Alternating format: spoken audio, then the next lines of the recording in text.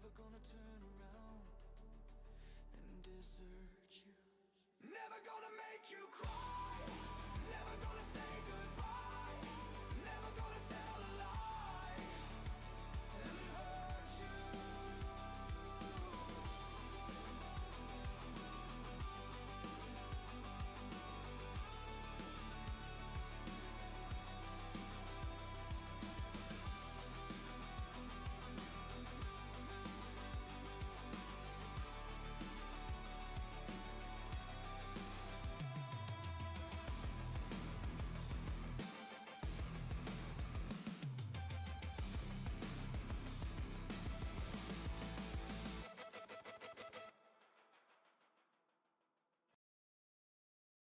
I know what you think of when you hear Grinch Cave. Ambiance. Follow me to Mount Crumpet to unwind and take a break from all the noise of the holidays. And while you're there, keep your eyes peeled for surprises.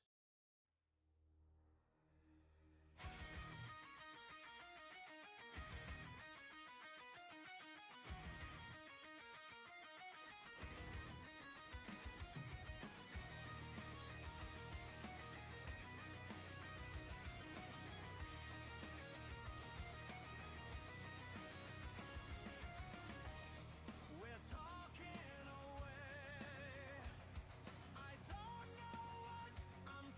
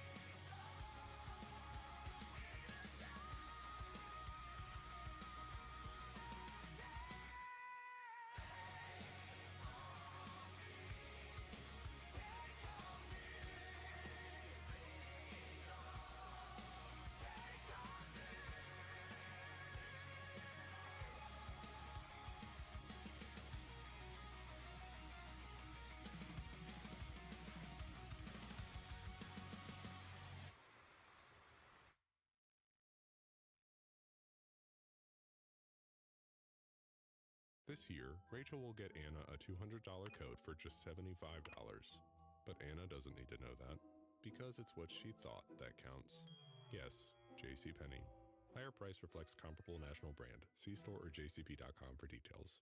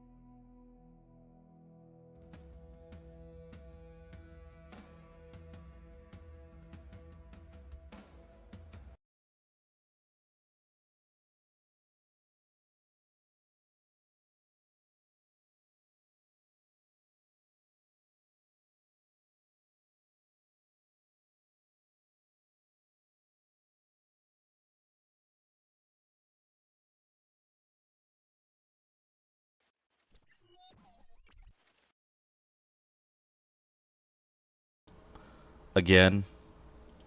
It's gonna do this again. Why is it doing this every time? Yeah, the thing is plugged in. What the heck?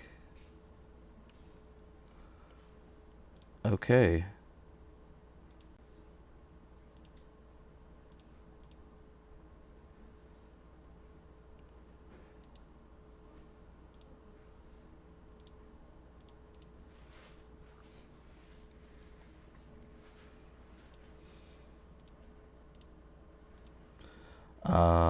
Well, this is not working out. What the heck? Okay, video capture device. Let's go. Okay, yeah, we're getting an image. There we go. And now I just need to get Sprout off. I don't know why it's not working.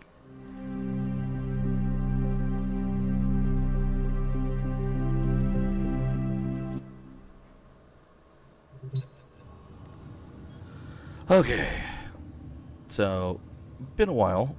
We're gonna do some dailies. Turn this down, and we are going to functionally, just kind of go over various current events, things that are currently happening, and stuff like that. While I do some dailies, and I guess we will do a better, proper stream of this later. Like what I had initially thought. Now you might be wondering if I'm holding back on y'all.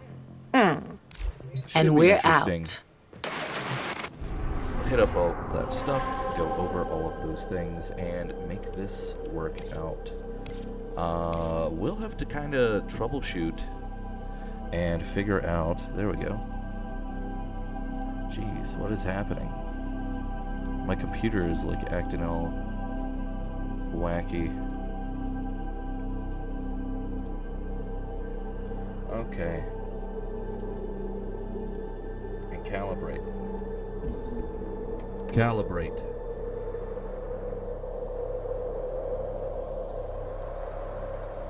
Not calibrated. Turn that off. Turn that back on.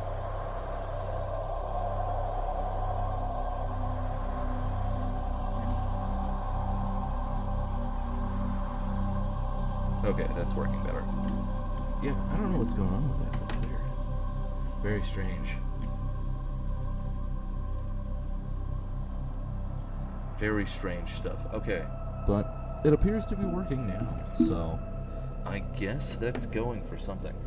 Going over various... Operator, the sentients are not laughing at my jokes. And Did they things that are happening. adapt to my The news, humor? I guess, to kind of tread over it before I end up doing the functional proper stream for it, which is just going to be kind of whatever for its own thing. But hey, it's whatever, dude. Functionally too, should be pretty interesting to see what ends up happening in terms of everything else. Because I know the one thing was moderately controversial for a lot of people and has gotten a lot of people like tripping up all over themselves, failing to properly like explain what it is that they mean. So as they try and go about it and going, hey, I'm not cool with this thing that's happening, this is kind of a problem, they end up sounding like crazy people. But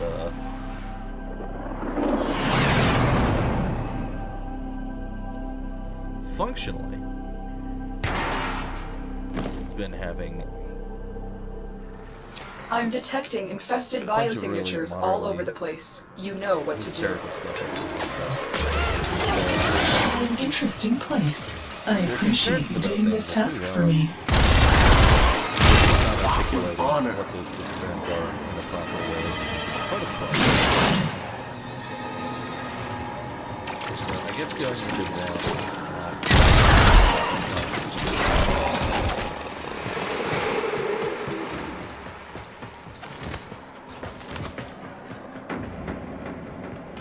I'm still detecting a Oh, lot the of sound is all infestation jacked. activity. Let's clean it up.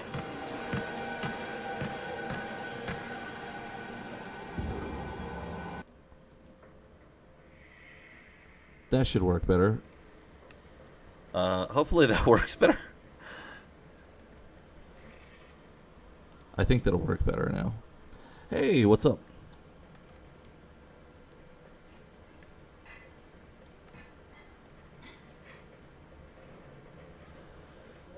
Oh, man. Okay, see, this seems to be working better. Or maybe, no, sound's still too low.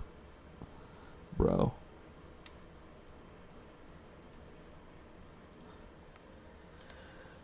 So, like what I was talking about, though, the it was the whole thing with David Wood and people having meltdowns over that. Oh, that guy's dead. And it's kind of funny because it is a valid concern, it is a valid issue, but a lot of people are not articulating a response to that properly. I've yet to see anyone give a valid reason, like what I pointed out, as being an invalid explanation of why it's not okay.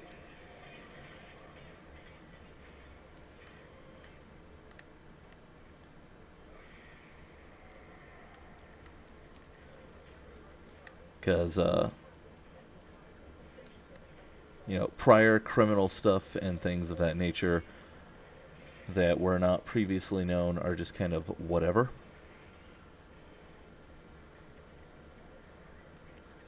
But functionally, the real issue isn't that it's not a concern. The real issue is the fact that the problem of why this even happened in the first place.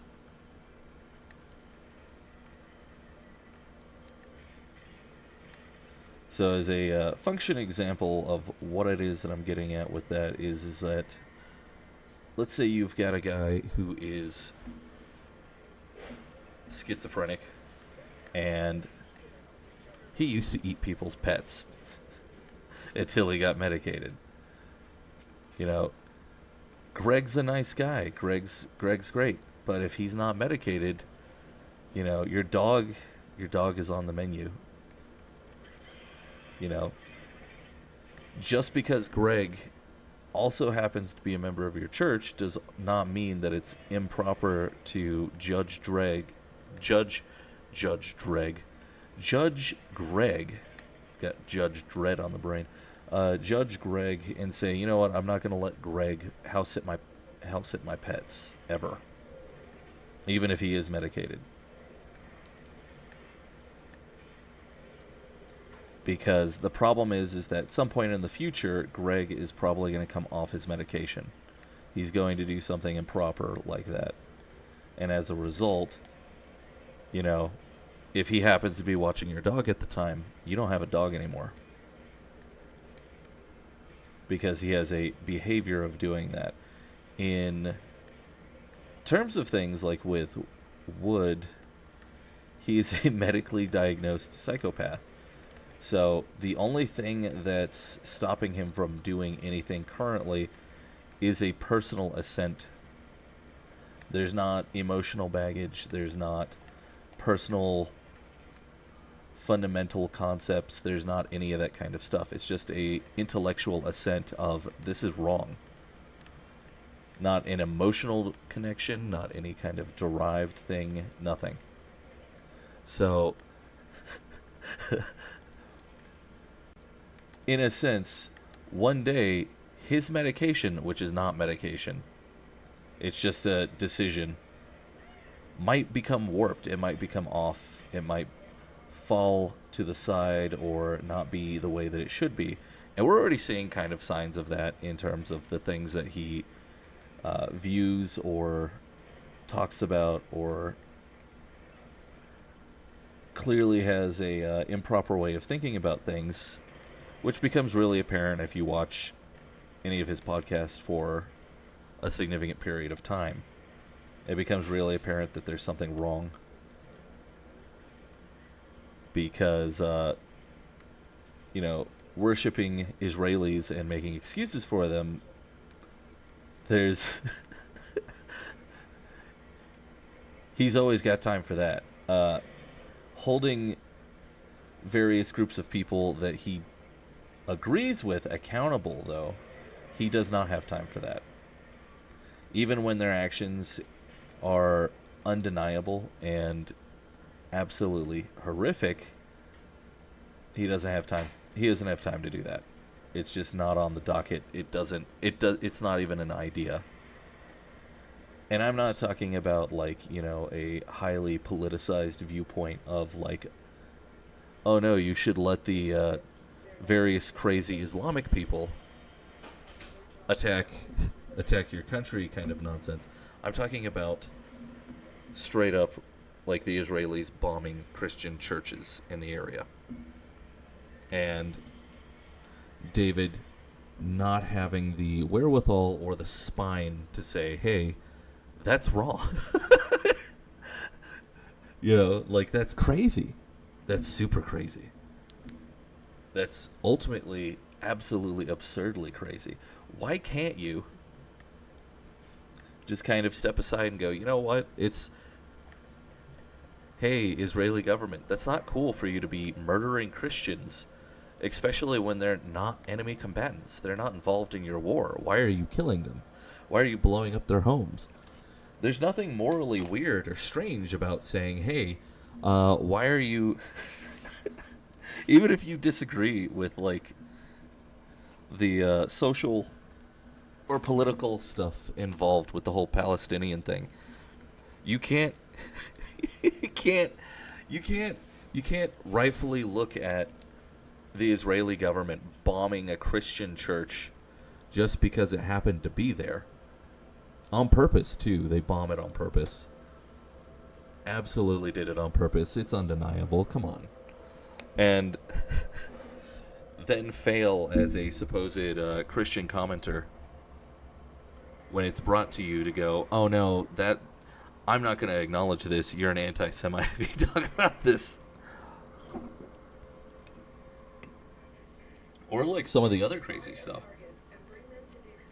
Him and Rivden going over or refusing to acknowledge that the stuff with the Talmud is real. Oh, the Talmud, these are fake. Oh, this isn't real. That's really weird because it physically exists. People have held it in their hands. I've physically seen copies of it. I've seen archived versions of it, and then, you know, when confronted with that, it shifts again instead of, oh, hey, this is a satanic evil religion with evil people in it. Instead, it's, oh, you're just an anti-Semite, these aren't real, or you're not interpreting this correctly. That's not what this actually means. And it's like, well, that's cool, David. That's cool, David. That's cool, Riften. Can you explain? Can you or any of your fanboys or anybody explain why, as part of a holy text, you have you have two rabbis debating whether or not having sex with a corpse is, how to make that legal via legalism. Like this is a discussion that shouldn't exist, regardless of whether or not they adhere to it or view it as a valid or functional thing. It falls into the same category as, how the early church fathers are, or things of that nature. Except the difference is that these guys view what they're talking about as fundamental examples and concepts of how to sidestep the law that the so-called religious law, but the religious law that they obviously also don't give a damn about because they don't meet the standards of it. There are no Leverites, there are no Arianites. You don't have any real priests, so what do you care about the law? But you've got two rabbis debating about, something that should never even be voiced aloud. It doesn't matter whether or not it's a prescriptive or descriptive text at that point. It shouldn't exist. It shouldn't exist. But a lot of those guys will sit there and bend over backwards, make excuses for it. Oh, well, Or they'll just go on the attack concept of, oh, well, if you're not cool with this, you're just an anti-Semite. And it's just like, bro, you guys are not sane. Not sensible. You're kind of out in outer space. Then we also come to the issue of the fact that you basically have a fairly, not even really okay apologist, just an apologist who's admitting to, a statutory crime. And it's like, okay, well, this is some 30 years ago or something, it's whatever. But fundamentally, you still have the problem of, like what I'm pointing out, he's a diagnosed psychopath. The only thing stopping him is an assent. It's an intellectual assent, basically. That what he has done, or what he was doing beforehand, was absolutely wrong and is not okay.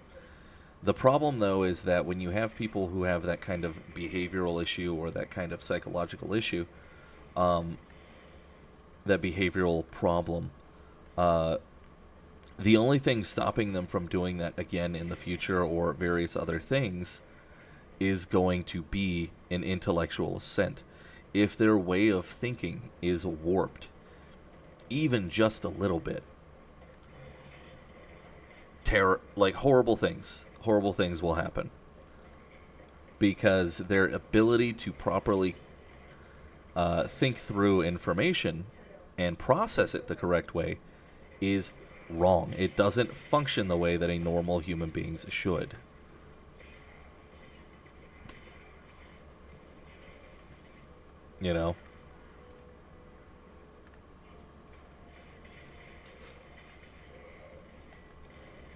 And it's one of the fundamental reasons why people having criticism of it and that whole thing is perfectly sensible.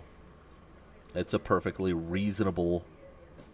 Oh, that's just an Iatan. I was about to freak out about what that was. Is a perfectly reasonable response and perfectly reasonable amount of outrage about it. Because you can't just slap on, religious connotations on things and then act like that's okay.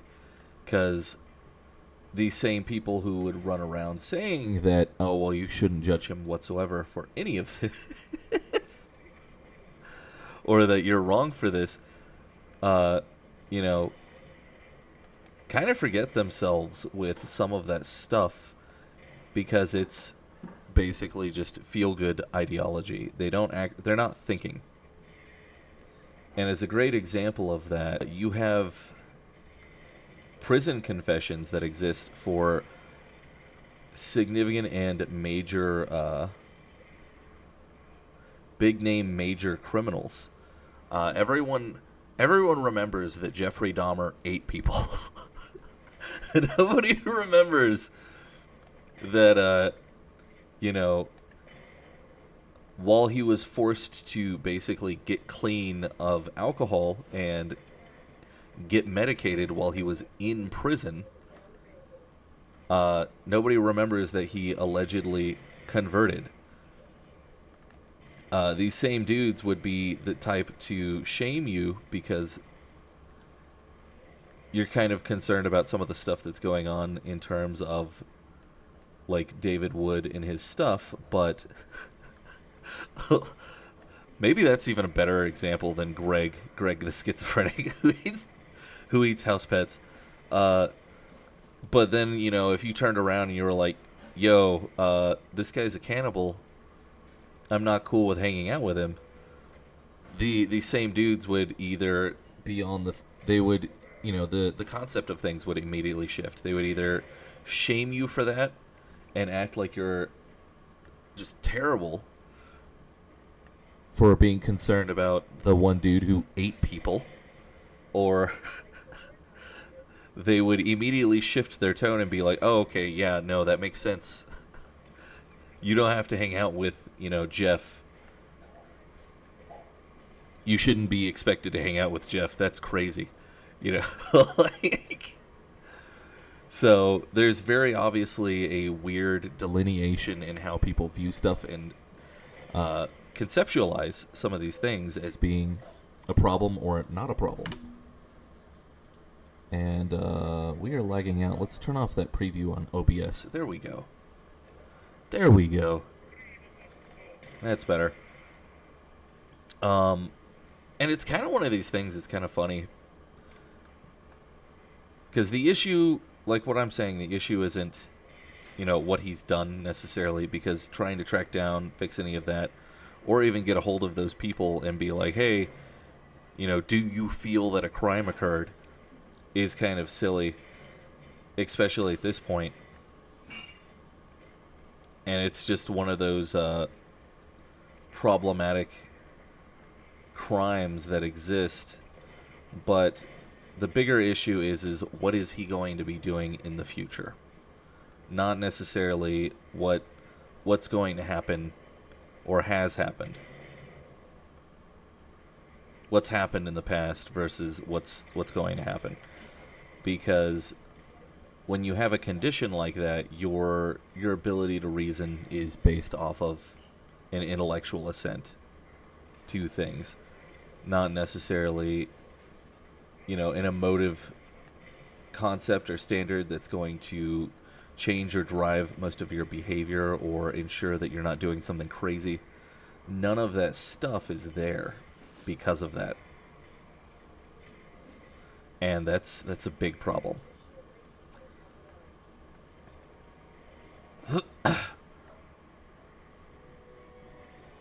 That's a huge problem.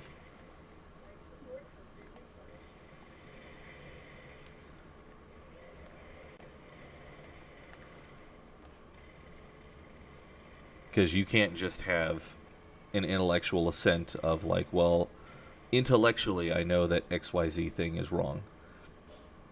There should be other concept factors factoring into that drive some of your general behavior. And actually, like with Jeffrey Dahmer, that's actually a great example. An intellectual assent that cannibalism is bad is not enough. Is not enough. That's not a good enough thing. You should have an emotional response. You should be viscerally disgusted to the concept. So, an raw intellectual assent is okay to a certain degree, but there's a point where that's not enough. That's not enough to showcase that you properly have a working fundamental conception that something is wrong and that it's not going to be an issue in the future.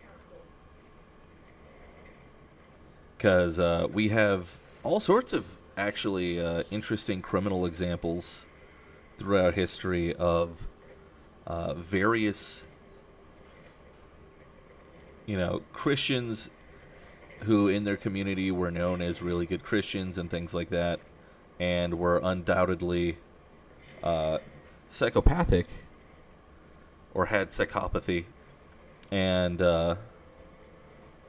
then went on to do absolutely horrific, terrible, terrible things as a result of that. And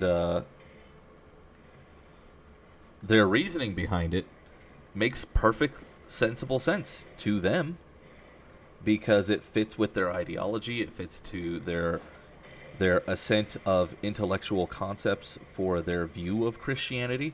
It makes perfect sense to them. So, the idea that only a thinking concept of it is necessary to prevent something from happening is ultimately kind of silly. It's dramatically incorrect. Because, oh man, what was his name? I guess I'll have to look that up for when I do a proper, current events stream about that. Talking over it so I can go over all the different stuff. It was the Lutheran guy who, killed his entire family. I forgot what his name is. They found him because of Unsolved Mysteries. I remember that, though. That was awesome. Absolutely crazy. But, everything involved with that, I'm fairly certain was a general result of psychopathy and things like that, and just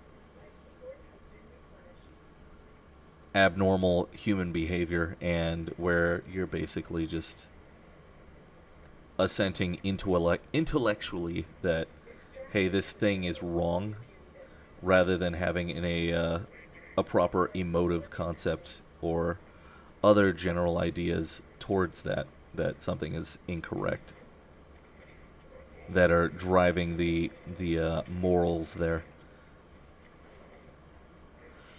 Oh man.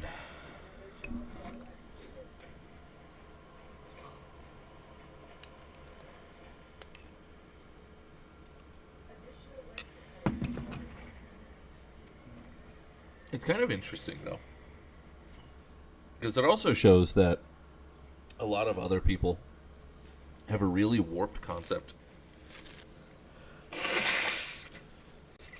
of, safety and how to determine what is and is not safe.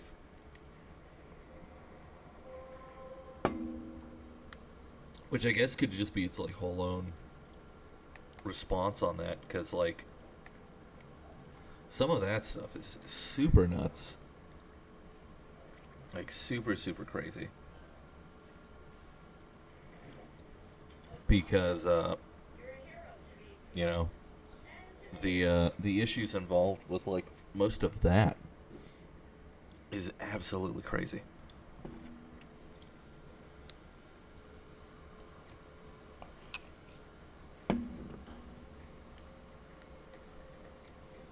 Because you have people who either don't understand that fundamentally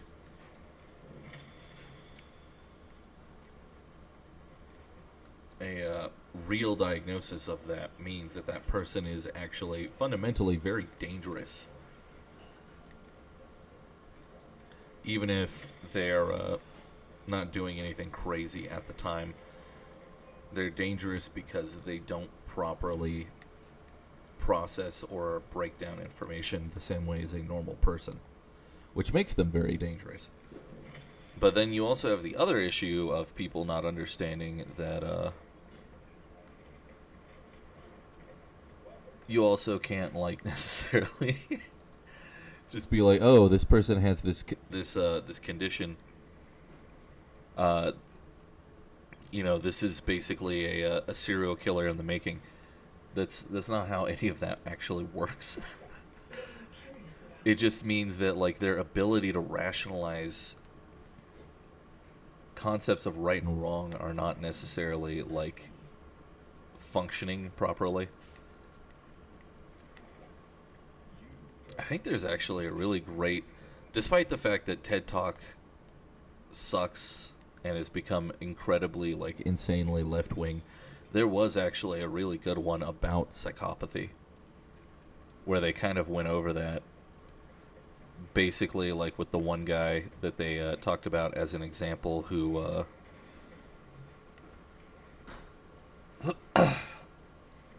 no invigorations. Okay.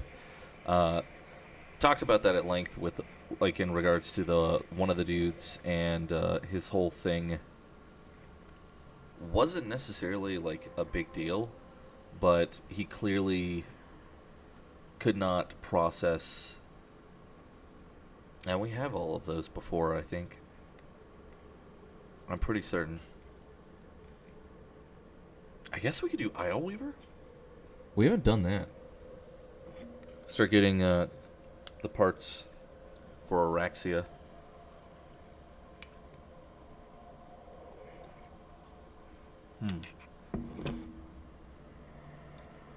Ice cream is melting. Gotta go faster. With my coffee and everything. Kind of went over that. Like, the guy couldn't process morality or concepts of right and wrong in a way that made fundamental sense.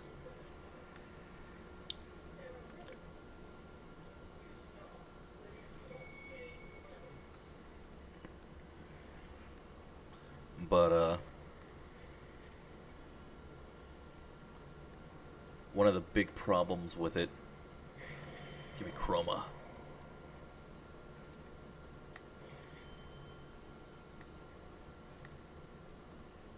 Give me the gram so we can keep leveling it up. Actually, give me the Hystrix. Hystrix is fantastic.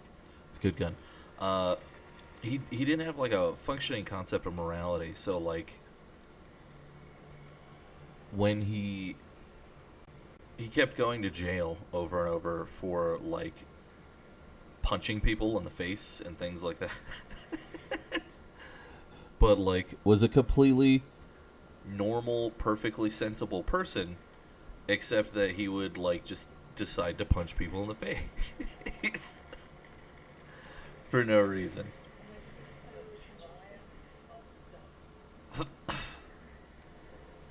And,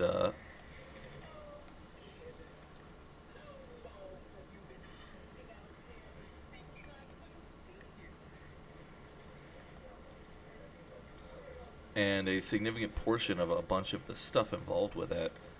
Like, he was a perfectly reasonable person, he was sensible, he wasn't, like, a deranged lunatic, but he would just assault people.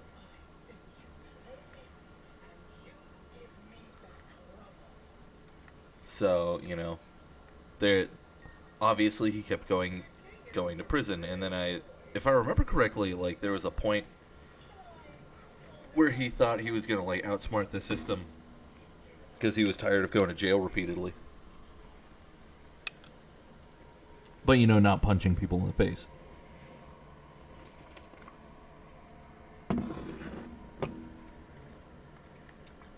So the solution around that for him was to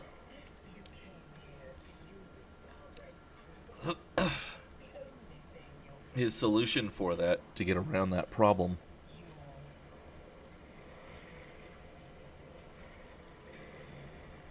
was to have him get diagnosed as a result of his psychopathy.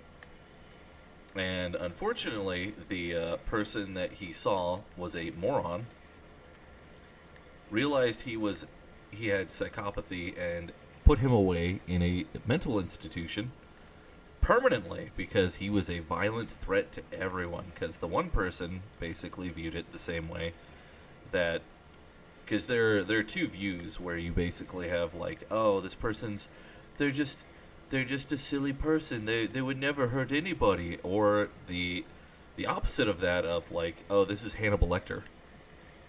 This guy's Satan. Like, and there's usually not anyone who has like the proper sensible view of like, no, this guy just has a mental condition. His ability to process information the correct way is just compromised because he's an idiot. Effectively, it basically just makes them stupid.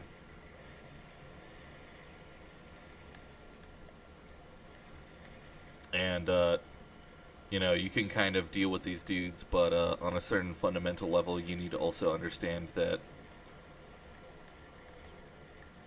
they're also stupid and they're making stupid decisions because they're stupid.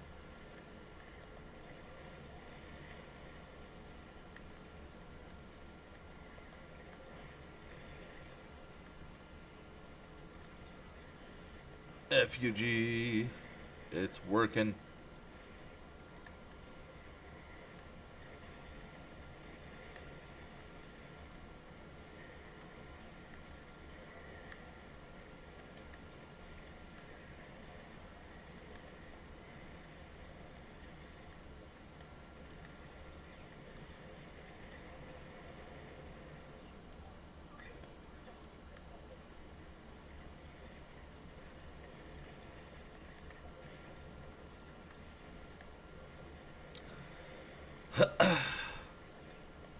But, you know, basically just acting like, oh, this person's a deranged super serial killer or something, when that's not really the case. It's just a person who has a completely improper way of thinking,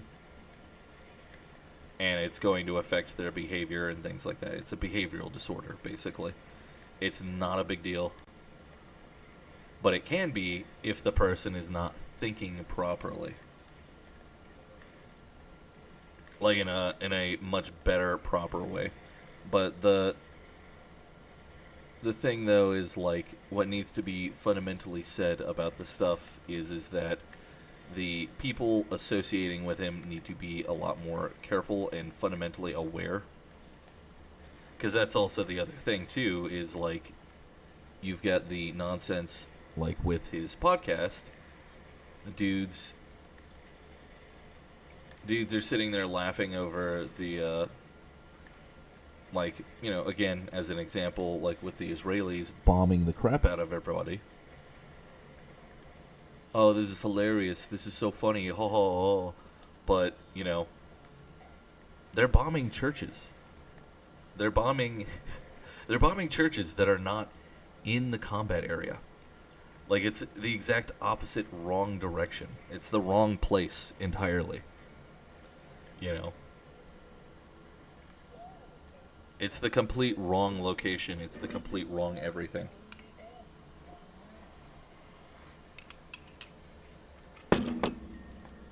It's even like non-military targets entirely, in absolute non-military targets.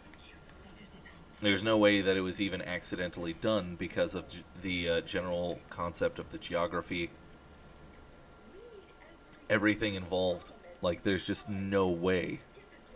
And, you know, again, kind of like a bad newscaster, oh, this thing doesn't align with what I want to promote, I'm not going to talk about it. Anyone talking about it is, you know, on my live chat is a bad person. I got to ban them. Or, you know, the this nonsense of just accusing everyone of thought crime, because that's also a big favorite, like what I pointed out with like the Talmud. Oh, these guys are anti-Semites because they know about the Talmud. No, I don't think so, bro. I think they're informed people who understand that groups of other people from a different religion that oppose them have a book basically filled with absolute filth, and that these people should be having that thrown in their face constantly, because it's disgusting. It's a horrific book. Well, it's several volumes. It's hundreds of volumes, basically, because it's just cataloged trash, effectively.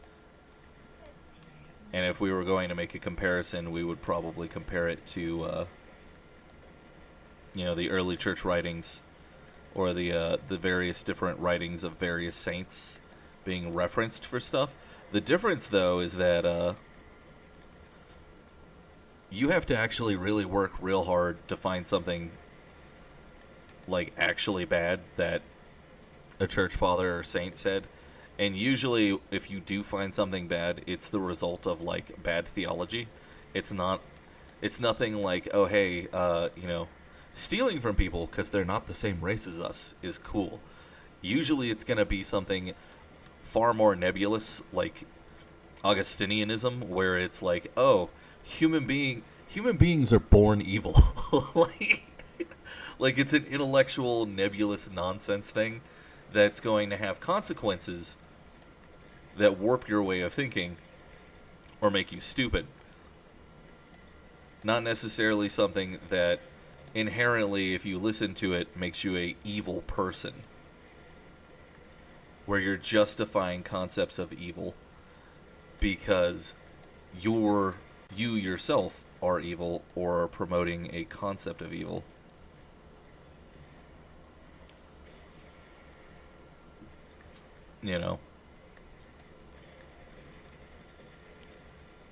Because even, and going back to the thing, even if you don't want to agree that the Talmud is prescriptive and that it's in fact entirely descriptive, that's fine, but you still have to address the fact of why is it that you have, allegedly, according to this group of people, 2 rabbis that are in good standing having an extended debate about whether or not necrophilia is okay, and both of them eventually coming to the conclusion that yes, it is, and that's not a problem. Like, that's not a problem for your religion. That's not a problem for you. That's a significant problem. That's a big problem. That's a problem beyond problems. Just absolutely crazy. So there's very clearly, something there. There's very clearly a thinking problem that's happening in terms of David Wood and then a bunch of the other dudes hanging out with him. They need to be more cautious about some of that stuff. Not necessarily that he's dangerous, but that he's dangerous. Everybody's dangerous. But that his way of thinking isn't 100% correct, and that they shouldn't just take him at his word or, be willing to do that. They need to, just trust but verify things. Trust but verify. Don't just 100% just be like, oh yeah, I can unquestionably believe anything that you tell me, or unquestionably believe anything that you yourself believe. Guy with the behavioral disorder. Not a great idea. Not smart. Not a smart thing to do. What was one of the other things? Oh yeah, the president recently processed a thing to allow for compact trucks and other small vehicles. These were previously illegal and made de facto illegal by, unless you had a grandfathered one, by I believe it was the Obama administration, is when it started to really happen. Because they are unhinged whack jobs who like with most environmentalists, lefty environmentalists anyway, don't actually understand, how things work or what things do or any of that. So emissions are determined, at least for a truck, by the diameter of the tire. Because apparently the bigger the tire you have, the smaller your emissions will be. The more environmental damage that you cause by using more resources to build tires and various other things like that means that somehow you are causing less physical damage to the environment somehow. None of them, no leftist could properly or fundamentally actually explain that. I know that they can't, because it's something that was literally just made up and was done on purpose to try and drive the costs of vehicles through the roof, so you wouldn't have dudes having common use vehicles, especially useful vehicles that are helpful.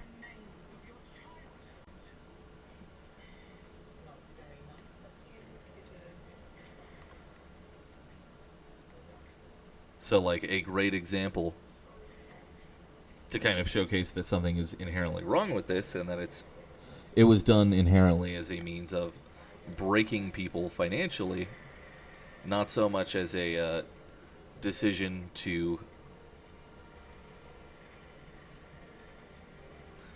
actually help the environment, is the fact that it costs, these giant trucks are like, what, 15 miles to the gallon, maybe even less. They cost, in some cases,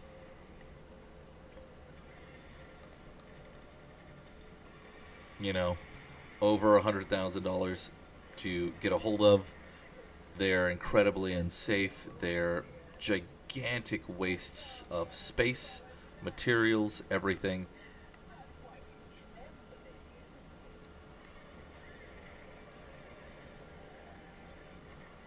Bro. And they suck. They're also almost all entirely made out of plastic. That thing that doesn't allegedly, break down according to leftists and is super harmful for the environment. But, let's make a truck that's 5 times as large as it needs to be and just make it entirely out of plastic. Because that's better for the environment. It's better for the environment for you to use more gasoline. It's better for the environment for you to have a vehicle that's 5 times larger than it needs to be, made entirely out of materials that cannot be disposed of or gotten rid of.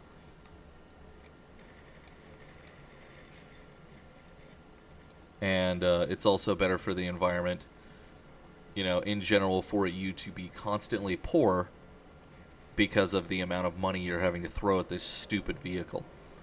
Whereas with a compact truck, you have a car engine in it, so you're getting 35 miles to the gallon, roughly, depending on general efficiency of the engine and things like that, or if you're hauling something. You're able to haul things.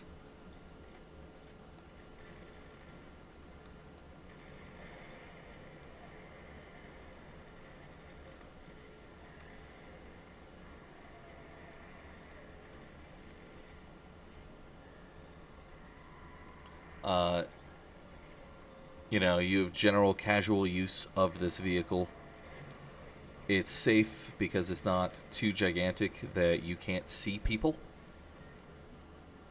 as you're driving. It's just overly better. It's an overly better vehicle comparatively to any of the other stuff.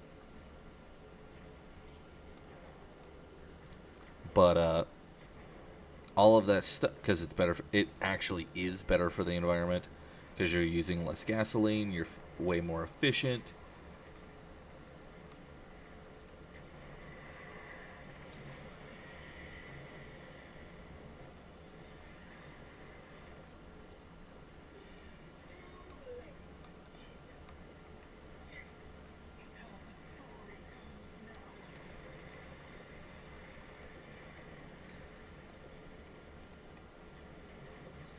and it just ends up being a generally overall better vehicle.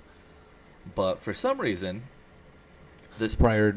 several prior administrations back, they decided that they were going to make them illegal because of the tire size. Because the made-up math system they were using didn't work with what they were trying to push. So as a result, you ended up with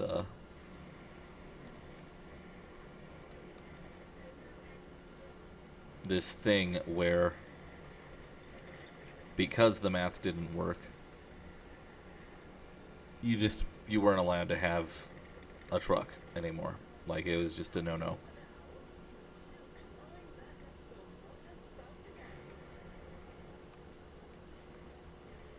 Yay, did we get a part? I think we got a part. Should check on that in a hot minute. Oh man. Pathos clamp, what did we get? Okay, give me my cursor so I can... Spinnerex handle blueprint. Ooh, that's kind of good. Yeah, but you end up with this kind of hilarious silliness happening with some of that stuff.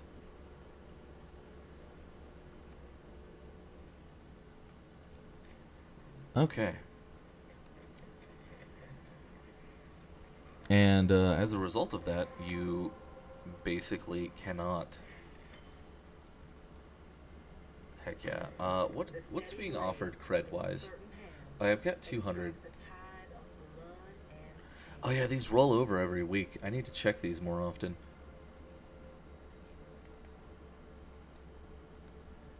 Gricotta.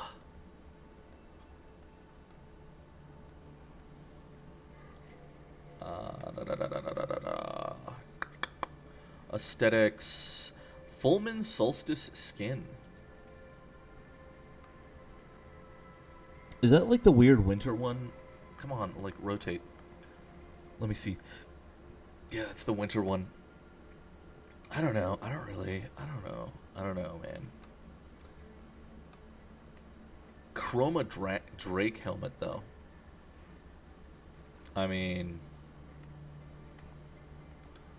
Come on. We've got the money, and we've got that Warframe.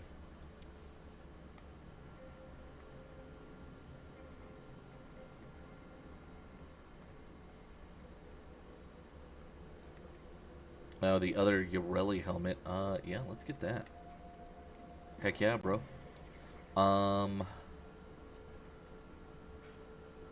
Other Sevagoth helmet, let's go. We're getting aesthetic items. Oh. Oh yeah, and the Dark Dagger. Jaw sword. Did we ever get a pangolin? No. I don't think we've ever gotten Vauban either. Let's double check on our Vauban parts.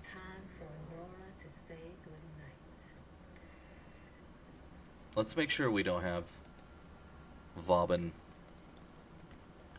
And yes, I am in fact playing this on the Steam Deck. I have no Vauban parts. Let's grab up parts for Vauban.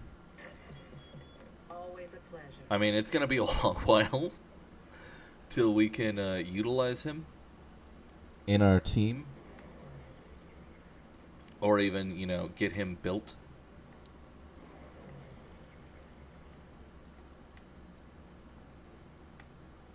Because of just general problems with all of our space management, but hey, we can make it work eventually.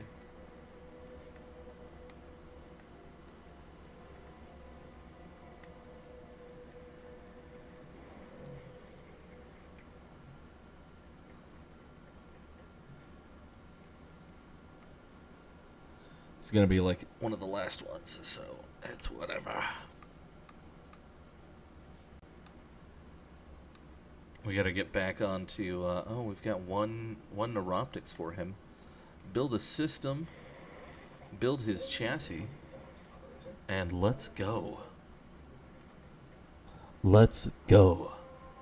So you end up with this nonsense though, and a bunch of dudes. I noticed several things. Oh no, what is this?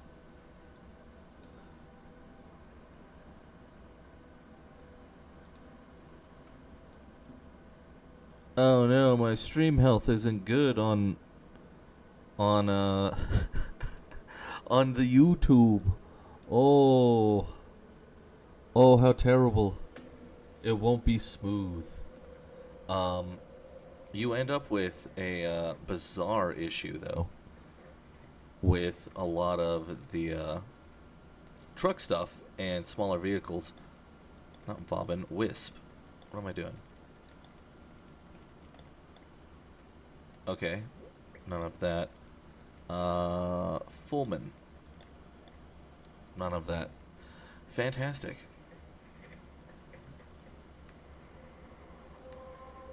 Okay, well, we have like 9 days to try and get a decent amount of Aya so we can reasonably... Oh yeah, and the big update's coming in like a day from now, basically. That's gonna be cool. Because that's on the 10th, isn't it? For Warframe? Yeah. But the vehicle thing, yeah. So I've... Immediately after that... Well, functionally I was like, I don't think this is gonna change anything. Because... our government's just kind of ridiculous, and our society in general is ridiculous. And then shortly after that, I saw a bunch of different people, more or less, promoting the idea that, we're going to end up getting these $10,000 trucks, but magically, their math is working out, and these vehicles are $14,000. 17,000, 20K, 30K, and it's just like, bro, it's a bare bones.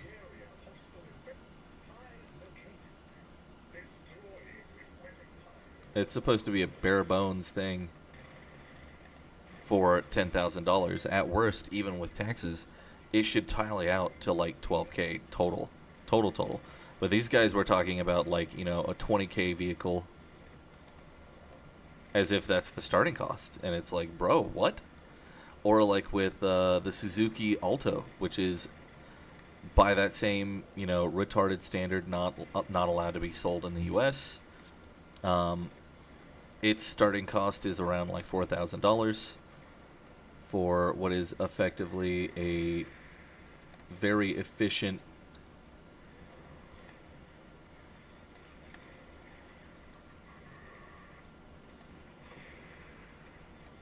personal vehicle. It's a small vehicle, but I mean it's worth it if you need a vehicle that badly and are kind of low on cash. And it's basically a smaller hatchback. It's smaller than what I've currently got, but that wouldn't be bad. It's especially not a bad car for a new driver or any of that other stuff. We need to get to the point of having affordable things again in the United States, especially since we know that they can easily make this machine. It's not very expensive to make in the first place, so they're making money hand over fist at those costs. So the problem is that why is it suddenly magically getting more expensive when people think that it's going to be sold to Americans? Why is that happening?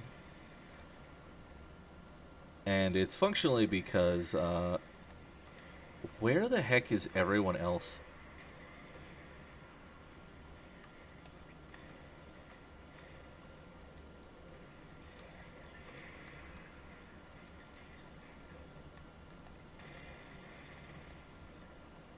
Yeah, why am I by myself? There we go. Other dudes are popping in finally.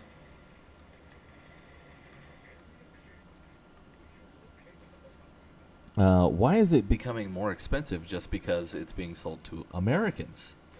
And it's primarily because, I guess, as a society, we need to get to the point where we're just jailing CEOs and shutting down corporations. Because if you're going to be scalping us just because we're American, then I guess your business doesn't deserve to exist. You know?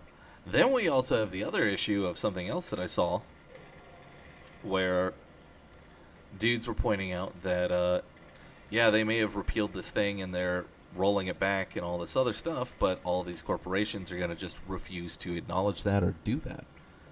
And, you know, again, if you're going to sit here and do something and embrace something like that, where the only reason to be doing it is for the sake of causing financial harm to Americans, because it's the only reason that nonsense exists. It's not better for the environment. Get out of here. It's just to cause financial harm. And you're going to be part of a criminal conspiracy to remove your products from the market as part of a conspiracy against the American people. Guess what? You should go to prison. You should go to prison forever. You know, maybe even have the entire corporation seized in this country and shut down. Because we as a society should not be putting up with that. We also shouldn't be having this nonsense of having, you know, the government make weirdo decisions about things that basically aren't true and can't be determined by anything, and then the solution is to embrace something that's basically unhinged nonsense. Oh, the size of your tire is too big. This is bad. This is the size of your tire is too small. This is better for the environment because you're being more efficient and you're using less gasoline.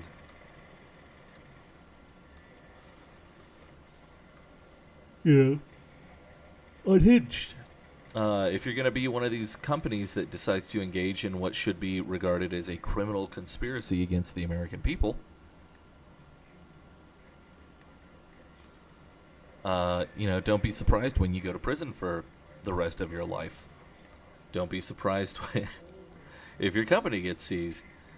And that should be the de facto standard, too. Like, if you're going to do things specifically to harm American people in this country via what is effectively a criminal conspiracy or, you know, purposeful economic warfare nonsense like that, don't be shocked. And it really wouldn't shock me if that ends up being the case, because our government is very inefficient when it comes to dealing with and correcting a bunch of those types of problems. Like, they're just content with letting these corporations just kind of do whatever they feel like, which is so utterly inappropriate. It's absolutely kind of ridiculous.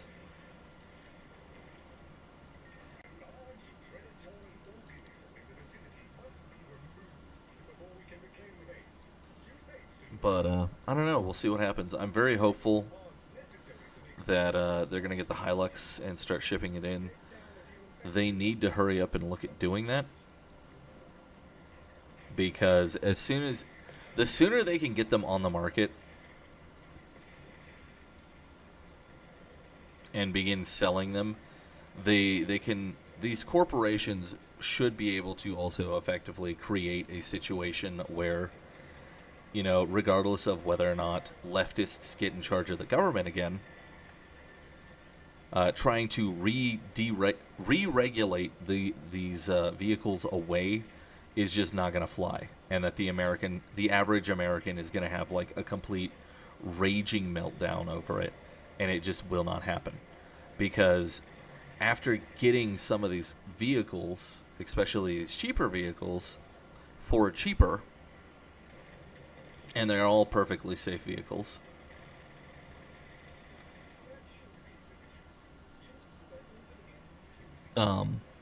no one's gonna be willing. No one's gonna be willing to put up with that crap anymore. The only reason it happened the first time around is because people didn't realize that those two things were related.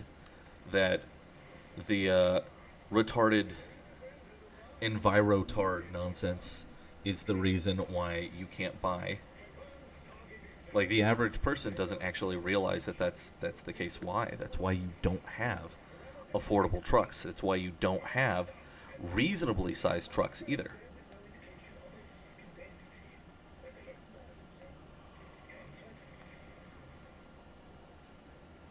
They don't realize that that's the case and that that's why. And at the time, they had absolutely no idea because, you know, we had this environmental thing that went through, and then, you know, not even like a year or two later, you know, these corporations just kind of stopped making these vehicles. And dudes were just like, well, I don't know what happened. What?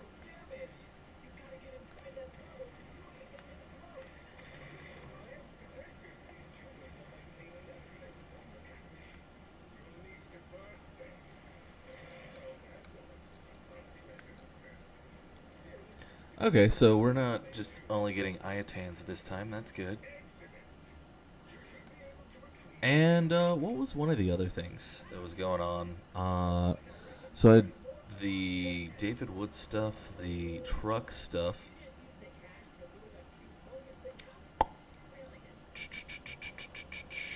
Oh yeah, the Eternal Conscious Torment thing, because everyone's having meltdowns about the stuff. I think I'm going to begin trying to push the idea of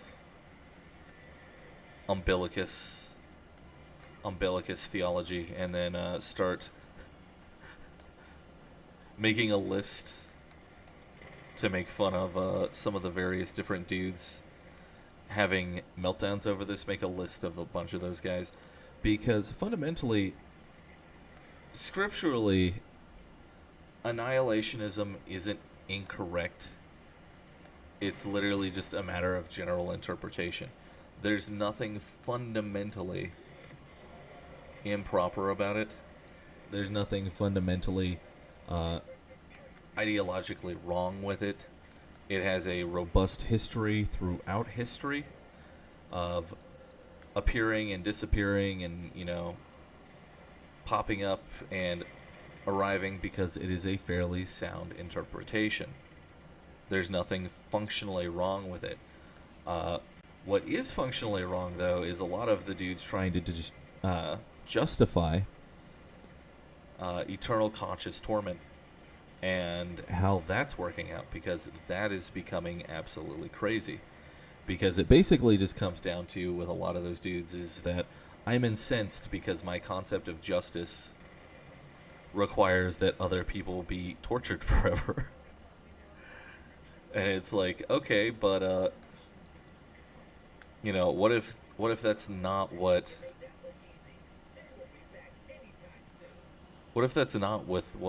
God is cool with? You know, what if that's not what he wants? Are you going to have like a complete meltdown when we get to the pearly gates? You're gonna have a meltdown about that? You're gonna cause a scene? You're gonna cause a problem? You know, what's gonna happen with that? How's that gonna work out?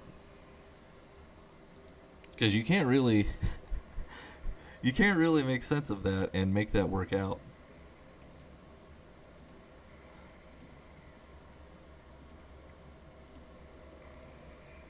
Oh, hey, we got one. Dan Clancy trying to sell used underwear. There we go. Block user. Fantastic. And you're banned. Good job, dude.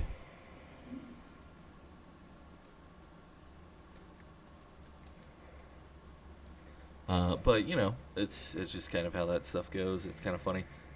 It kind of showcases, though, that, like, a lot of the dudes involved with a bunch of that stuff are just, like, unhinged, crazy people.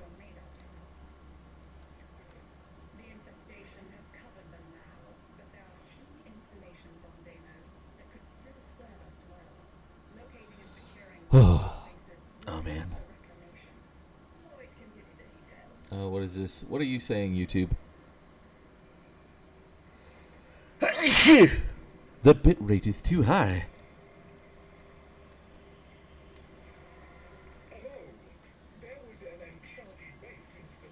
1,000 kilobytes per second? I guess I'll have to change that at some point. I don't know.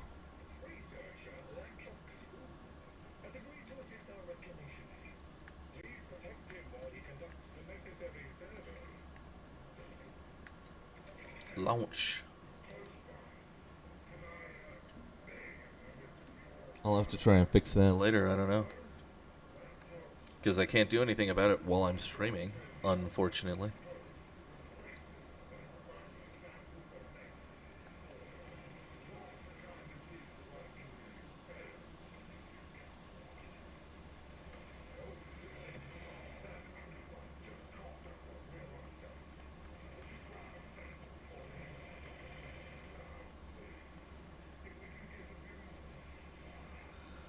Oh, man.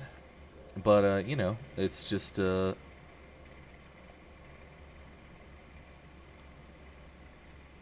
it's just kind of whatever.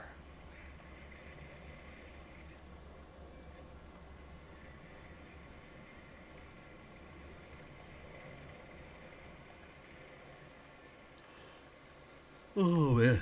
Oh.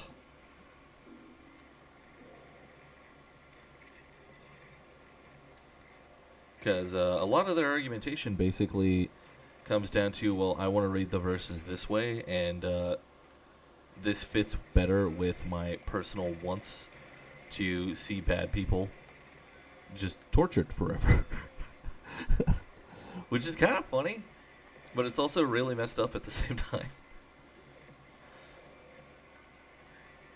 Because these are also the same dudes who will turn around and, like, with Calvinists, are like, oh, well, you only believe this because of emotional you're only against this because of emotional reasons.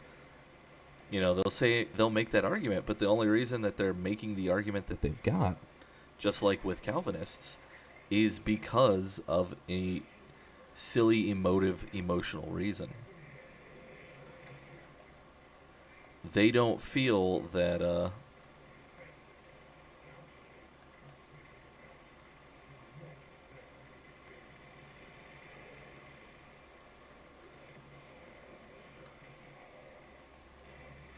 they don't feel that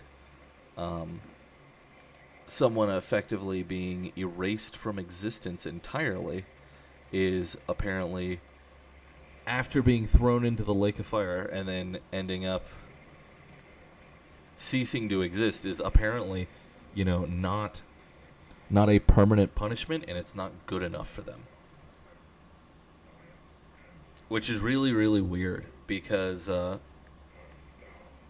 I've been bringing up, at least to a couple of these guys, none of them will answer it, which is also kind of telling, because it really helps solidify that there's something wrong with their thinking. Is that,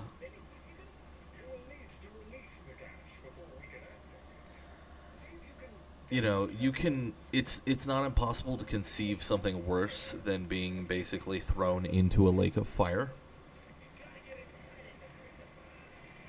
There's nothing, you know, there's not anything necessarily that you can't easily conceive of that would be functionally worse than that. So, you know, does that mean, going back to their same reasoning of, oh, well, you know, if it's not an eternal torment, it's not really just. Well, since I can conceive of something that's even worse,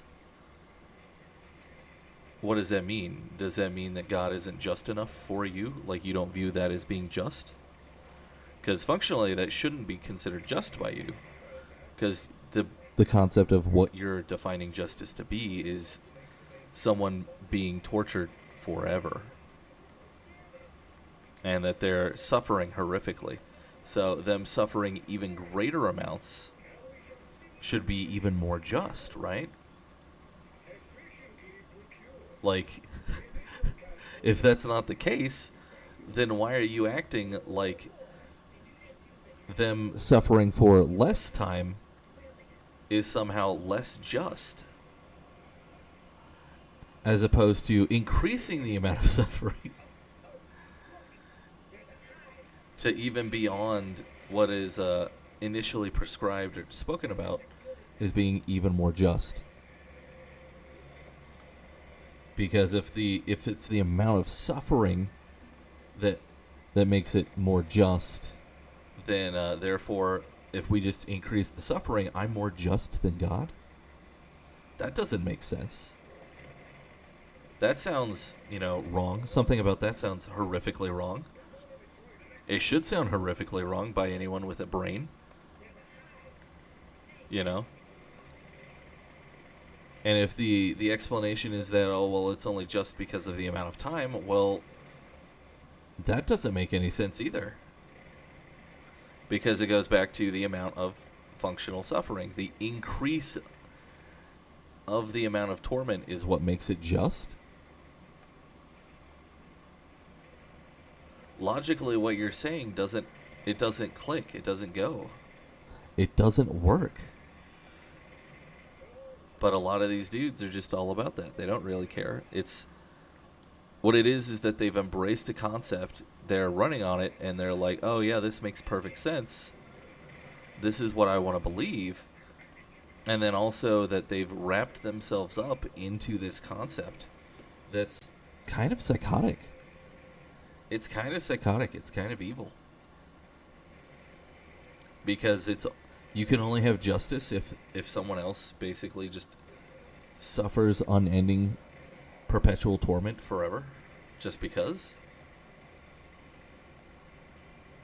But then we also have weird proof verses and proof texts where you've got God basically saying, you shouldn't be afraid of people who could just only kill you. You should be afraid of someone who can kill you and destroy your soul. Well, why are you saying that you can destroy people's souls if that's, if it's not something that could possibly be an intention, especially when what they're talking about is you shouldn't be afraid of people who just want to kill you. You should be afraid of God, who is going to destroy you entirely by sending you to hell and then potentially annihilation. But, the other dudes don't want to read it like that. Like with Calvinists, it's, oh, hey, this. I think there's only like one verse that's kind of iffy. But, it's always Paul. It's always Paul being like somewhat vague. And, but you have to understand that he's doing like a compare and contrast thing. And then you also have to remember that not existing is a permanent punishment. Not having fundamental existence when you could have is a permanent punishment.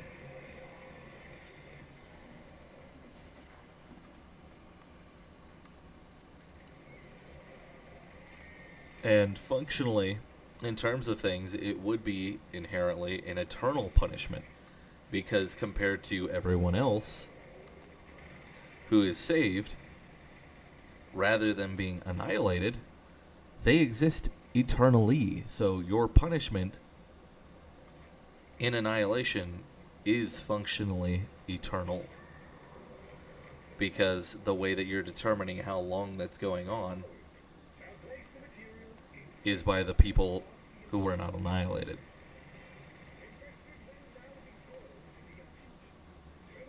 As well as part of a languaging thing to kind of showcase that, hey, this is a permanent, unending thing. It will never be undone.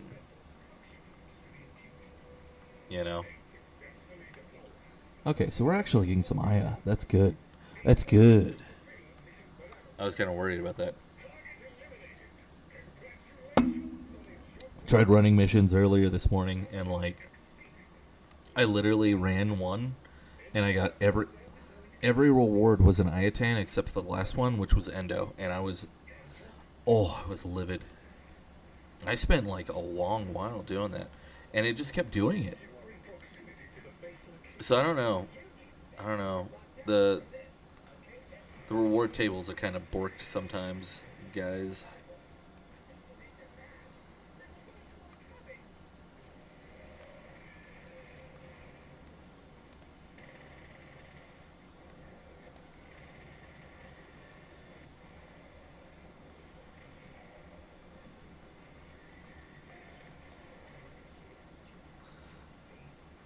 Oh man, I should do a bunch of videos on some of the theology things, but I definitely want to see about doing a video on umbilicus, the umbilicus theology, and we'll start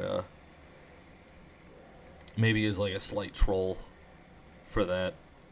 Start making lists and posters even promoting various big name online theologians and pastors as promoting umbilicus theology. Anyone who doesn't know what I'm talking about, well, you guys will find out, and it's going to be funny. Some of you guys might be incensed. Oh, yeah, the ecumenism thing. We need to talk about that, too. Ooh. Because a lot of dudes have, like, a warped concept of ecumenism, at least within Christian denominations, and have a really, like, improper way of dealing with stuff.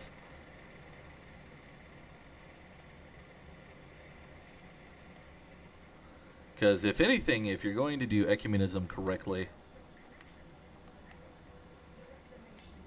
things would play out with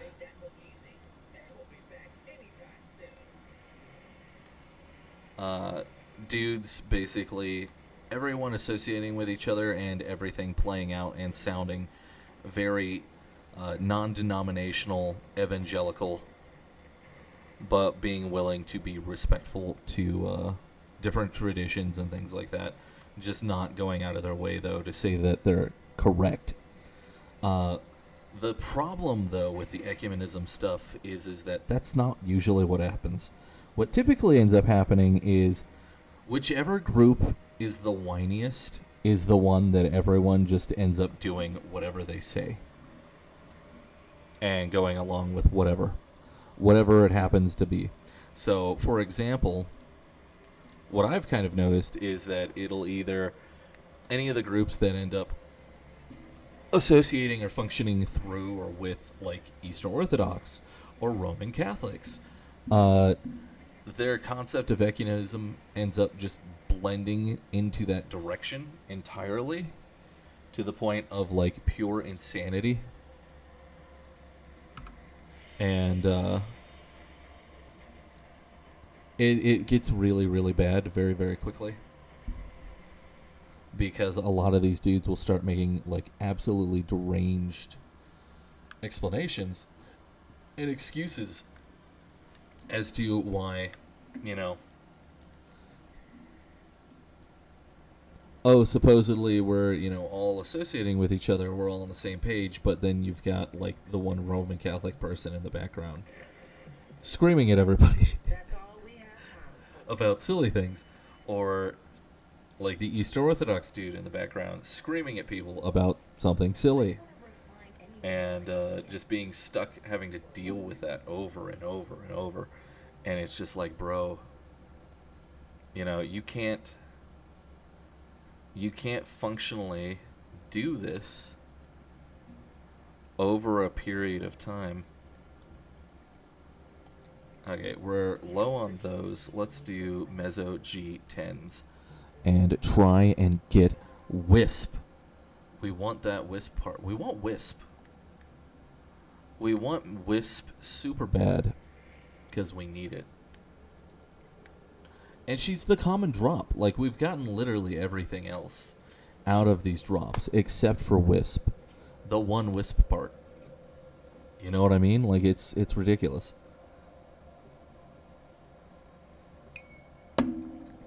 But, you know, that's usually how that plays out. Or you also have the other issue of very not biblically sound individuals going, oh, well, we're going to have we're gonna have a Christian group thing and blah blah blah. Everyone's welcome, and then you get there and lo and behold, there's Mormons and there's Jehovah's Witnesses and all sorts of other absolutely crazy people who don't belong there because they are fundamentally and undeniably not Christian. And it's kind of funny. It's one of the things that kind of shows, though, that like people have a bad a bad functioning concept of stuff.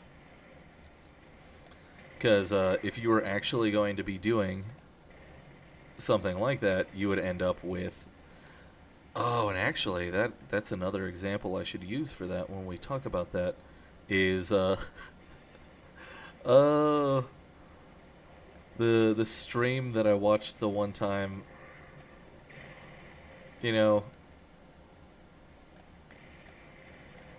some great people, but like when you don't have a proper concept of some of the stuff, you end up with wacky situations. Because,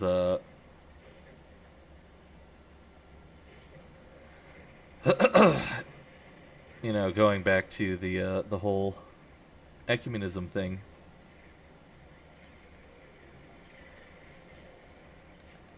like what I was just saying, when you involve other various groups, certain groups doing things improperly, you end up with like a crazy situation. Security has locked down the cooling cells. We have no choice but to destroy them. The reactor is located in stasis. Now is your chance to complete this sabotage. Use very pen to make sure everyone is dead. Because, the one person is great. They have, good content. They're really nice and friendly, but you can't, like with the one thing that I saw on their stream, you can't validate or corroborate or be okay with the unhinged stuff that various denominations promote or come up with or believe in, because if you begin doing that, you're going to begin invalidating your own stuff eventually. And you're also going to be creating informational problems, and you're confusing people. This is one of the other reasons inherently why, like with what I'm saying of, if you're actually doing a ecumenical concept between different denominations, and you're doing it correctly, everything should run and play out as if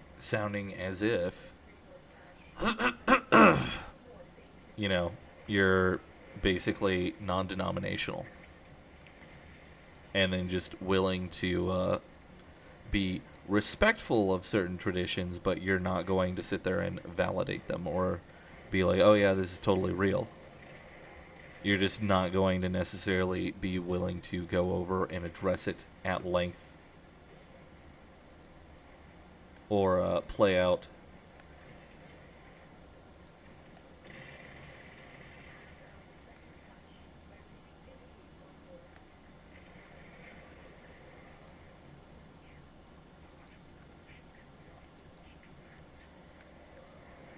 Yay, and we got out of there before, I guess we'll grab Orthos Prime.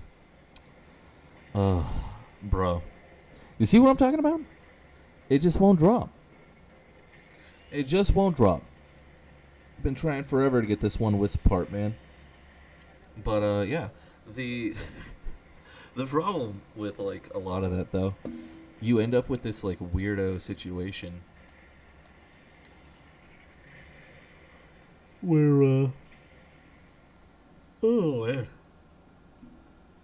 Blah. You end up with this, like, weirdo situation with that stuff going on.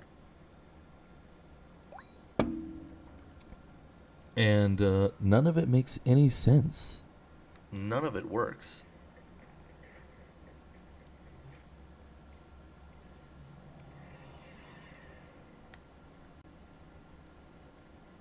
Oh, I need 19. I need 19 for that, bro. Can I actually afford that right now? Yo, Yes, I can. Let's build it. coming up next. We always need 19. Boom, more aesthetic items, yeah.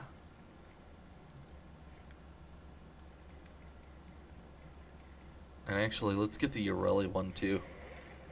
Because we can right now. We don't have any Tellurium. We'll have to go hunting for that later. Use Necros to get that. Unfortunately. Sabotage, let's go again. This is going to be like the 15th G10 relic that I've popped open in a row. And, like, still won't get that wisp part. This is some... And the math for that, that's total BS. You know, the other guys have to have, like, a G10. Come on. I can't be, like, the only one who has a G10. Sabotage this ship's reactor. The reactor is a complex system. Start by removing the coolant cells. Where are the other guys? Brain fissures in the area. Use these to crack open a relic. Why am I alone? Suggests there are rich enemy supply caches in the area, but I am unable to pinpoint their exact location. Search them out if you are willing to shoulder the added risk. Why aren't there any Euros playing? Where is everybody? Okay, there we go. Mike Mecha.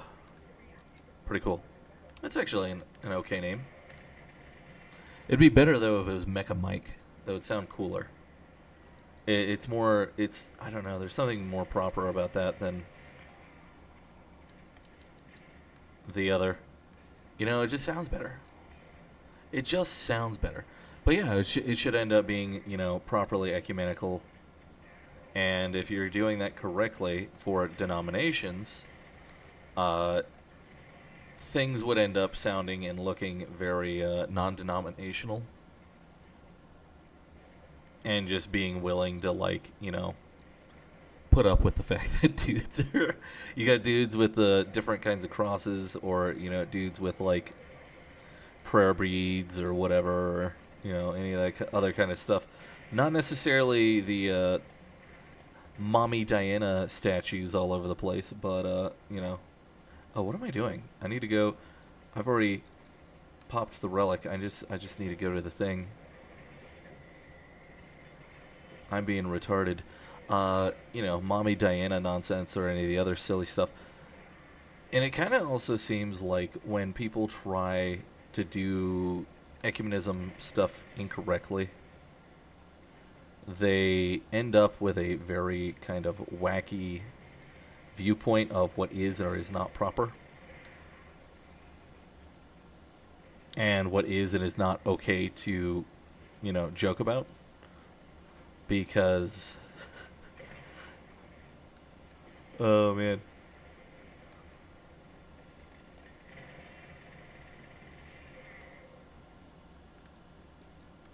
I mean, you know, I made some jokes, and some people got kind of upset about it. Despite the fact that the one primary joke they got very upset about is one that is not even the actual belief of the one group. So being upset about it is, and acting like I was being crazy is incorrect. Any person establishing that in regards to, or well, using that kind of argumentation in regards to stuff for that denomination would be getting an earful from, you know, their general church leadership, because that kind of reasoning is actually a no-no, and that's also the incorrect position for stuff, which is partially part of the joke. The other part of the joke is the fact is that without thinking, a lot of these dudes, without the constant need to be brainwashed into a particular way of thinking, these guys default to what is a different position, which is part of the joke. That's the joke. The joke is that they deny this thing, but then they also reassert foundationally that it is true at the same time. That's the joke. Like, it's not inappropriate. It's not cruel. It's not out of bounds. Especially considering the other jokes, the other things that I had put in and posted and things like that. So, you know, other dudes apparently not understanding how to properly handle or run a ecumenical concept. I'm just not going to deal with it. I'm not going to hang out with them, because at some point or another I'm going to piss everyone off, and it's going to be just as insensible in terms of things, and I just don't want to have to deal with that. So, you know, I'll just go make my my own Discord server with blackjack and a proper concept of stuff, as well as basically a general rule that if this is something that is silly, it's okay to make fun of it, especially if it's something that, you know, as a group, your own group would not be okay with you espousing XYZ thing or doing whatever, because it's the improper position. Pretending that you're offended by it and things like that, or having people decide that they're offended by it, is absolutely absurd. If you can't argue properly or be honest about what it is that your specific denomination believes or is presenting that they believe, you probably shouldn't be allowed to talk about any of it. You shouldn't be allowed to do any of it if you're not going to be functionally and properly honest. If you're not going to be fundamentally honest about what it is.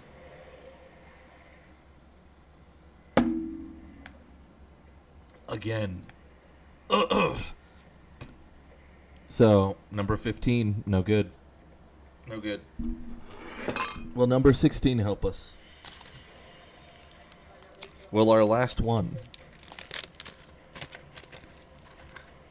Before I have to, I think some children got into this. Yeah, I think so, because that's got a bite out of that. Bro. My chocolate egg. Or orange. I'm not really awake right now.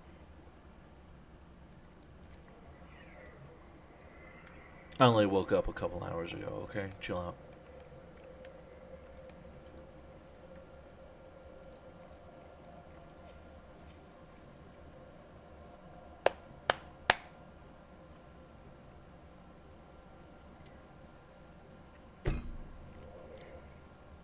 But, you know, it's one of these things with that where it's just kind of like, bro, come on.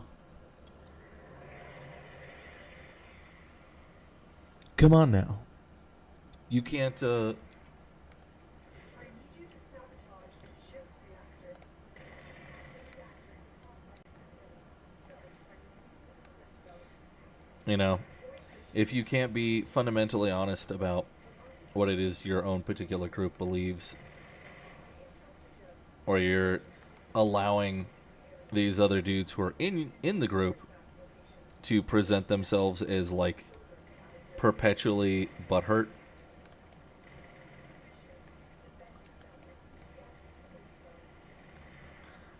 and allowing them to do, like, this perpetual butthurt thing because someone's rightfully, you know, pointing out something hysterical about their improper thinking. Probably, oh no. Oh no.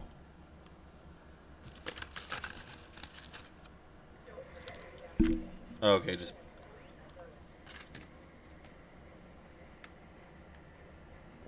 Bro. No, come on, no. Am I about to have a catastrophic crash?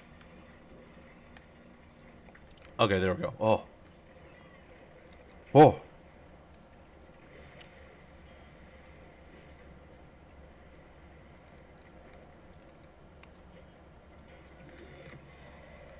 Oh, it's because it added like 5 guys at the same time. They're all gonna start loading in one by one, real quick.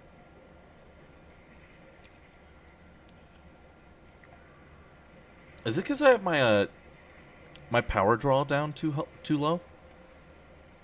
That could be why. I'll need to adjust that in a hot second. I mean, the Steam Deck is plugged in right now, so.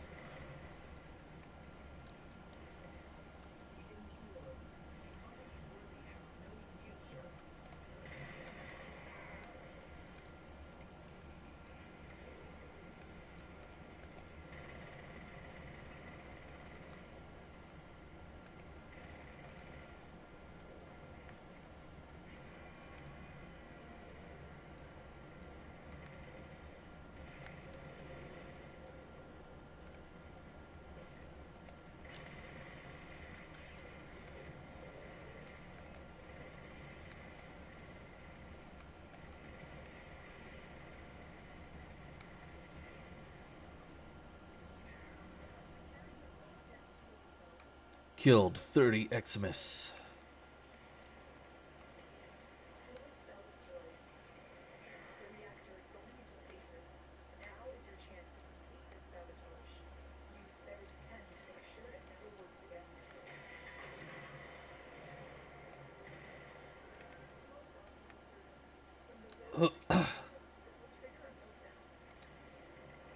Yeah, I'm leaving because there's only the one dude, and I want the best possible outcome.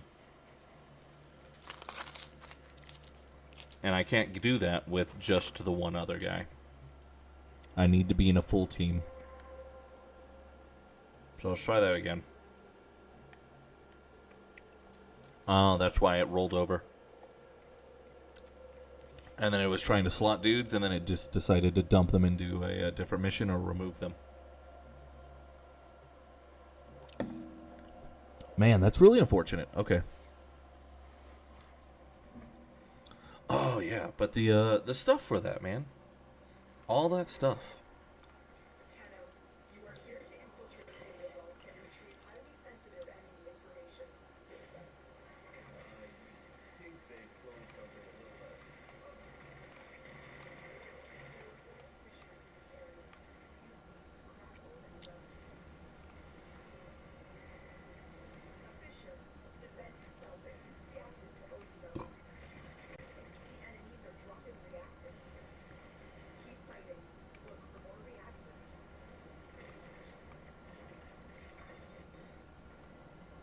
Is someone joining? Like, what the heck? Why is it?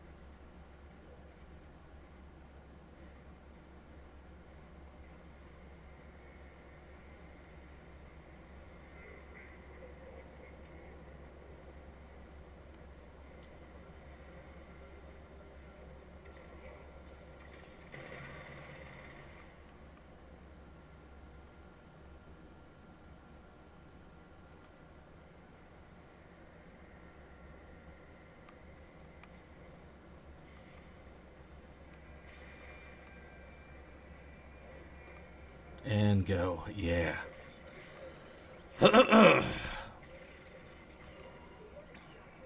All right. We got it. We've got it. I guess I should see about actually making YouTube videos more consistently. I am going to see about doing that, I guess. Should be pretty good, especially once I get my model and running. I don't know. I may see about trying to transfer over to Kick. Or at least do big name streams via Twitch and Kick like I have been, and then whenever it's something that needs to be cataloged, because I want to break it down into smaller videos like VODs or shorts, do it on YouTube. Don't know. And see about making videos on YouTube. I think I'm going to also see about sitting down, cleaning up the one set of videos I've already done, and making a specialized playlist for that, basically called White Salamander, and maybe even running that as a apologetics group. Run White Salamander as like an apologetics group for dealing with the absolute ridiculous crap that is Mormonism.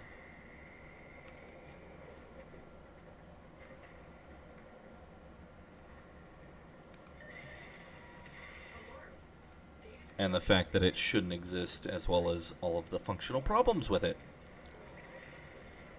Because it's literally just like, why is there no one here? Why am I by myself? Why?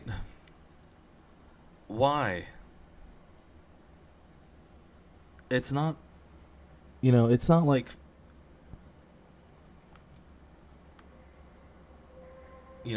3, 4 in the morning where, like, is it just because, like, all the mezzos rolled at the same time, so, like, people are just not slotting into them yet?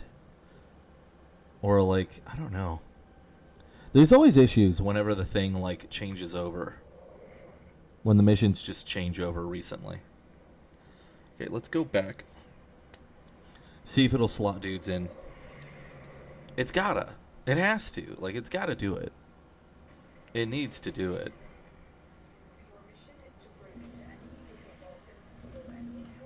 Right?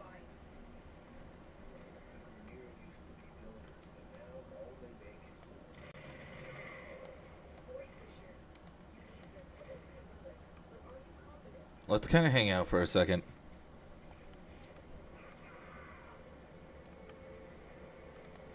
See if it'll actually start having dudes get dumped in.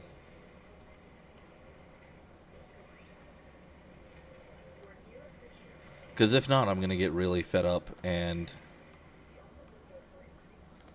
I don't know, man.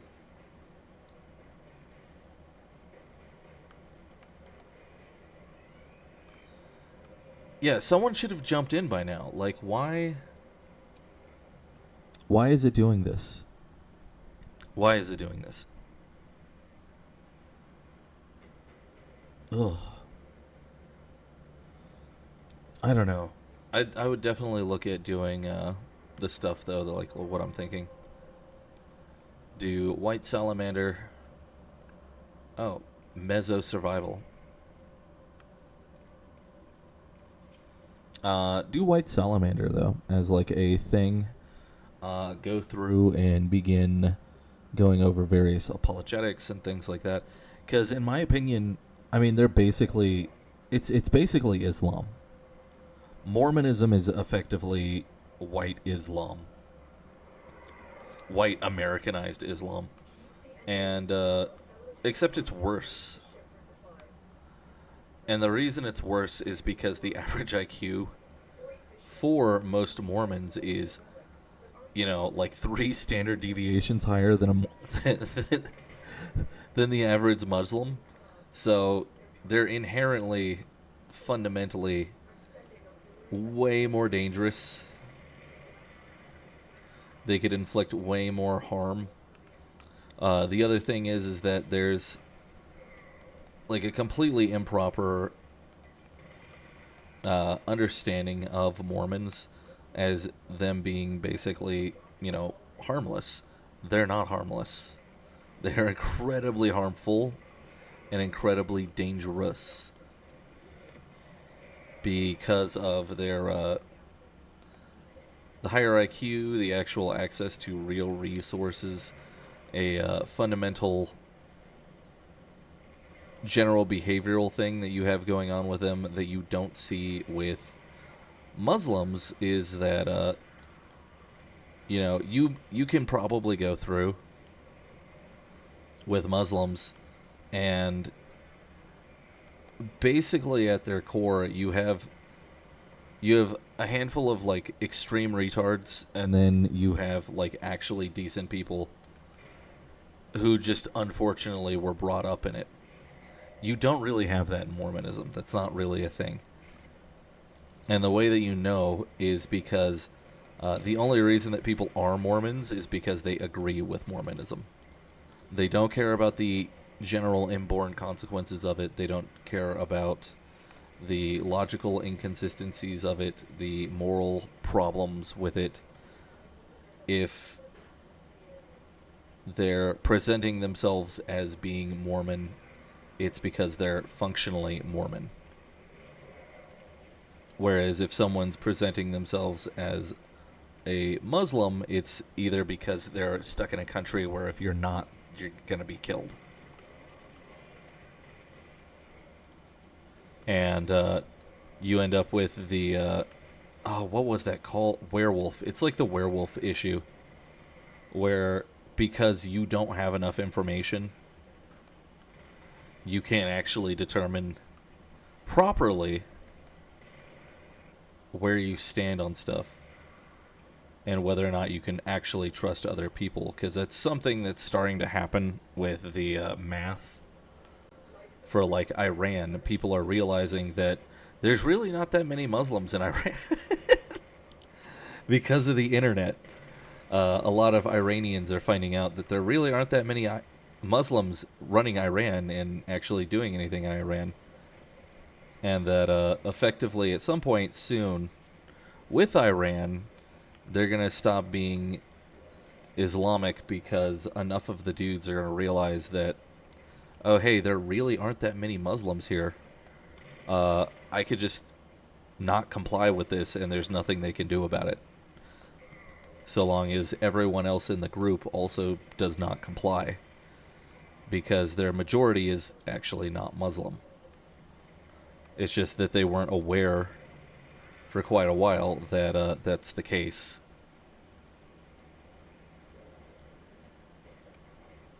Because if you don't have enough information, you can't make an informed decision. And if you're assuming that everyone else around you... Oh, I didn't crack that open yet?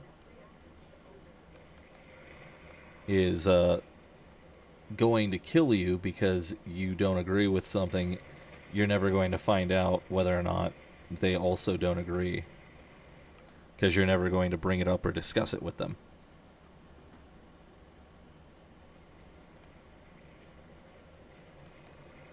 But when it comes to like Mormonism, dudes don't care if there's like moral or informational errors or problems like that.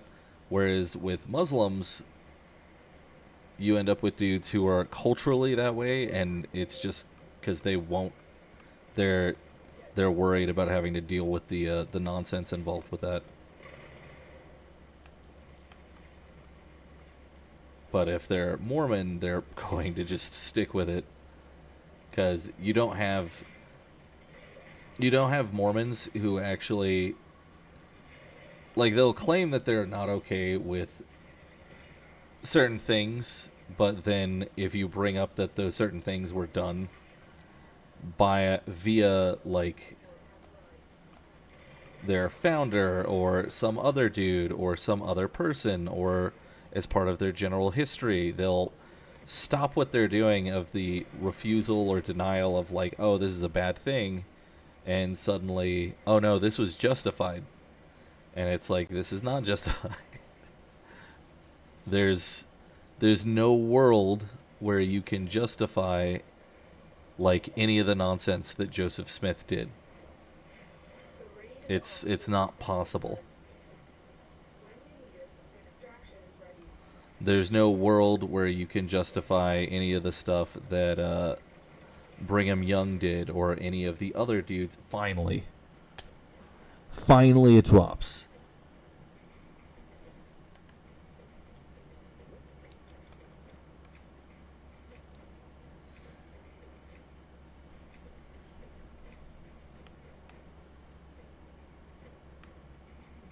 I guess I'll...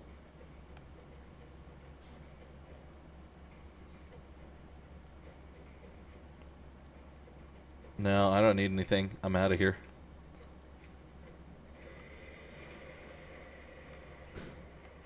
And they're not popping more G10s, so I don't care. If they were popping other G10s, I'd probably stay and help them out with that, but I'm not going to bother with it if they're not going to do it. Or, you know, other relics that have Wisp, I'm not bothering with it. I'm out of here.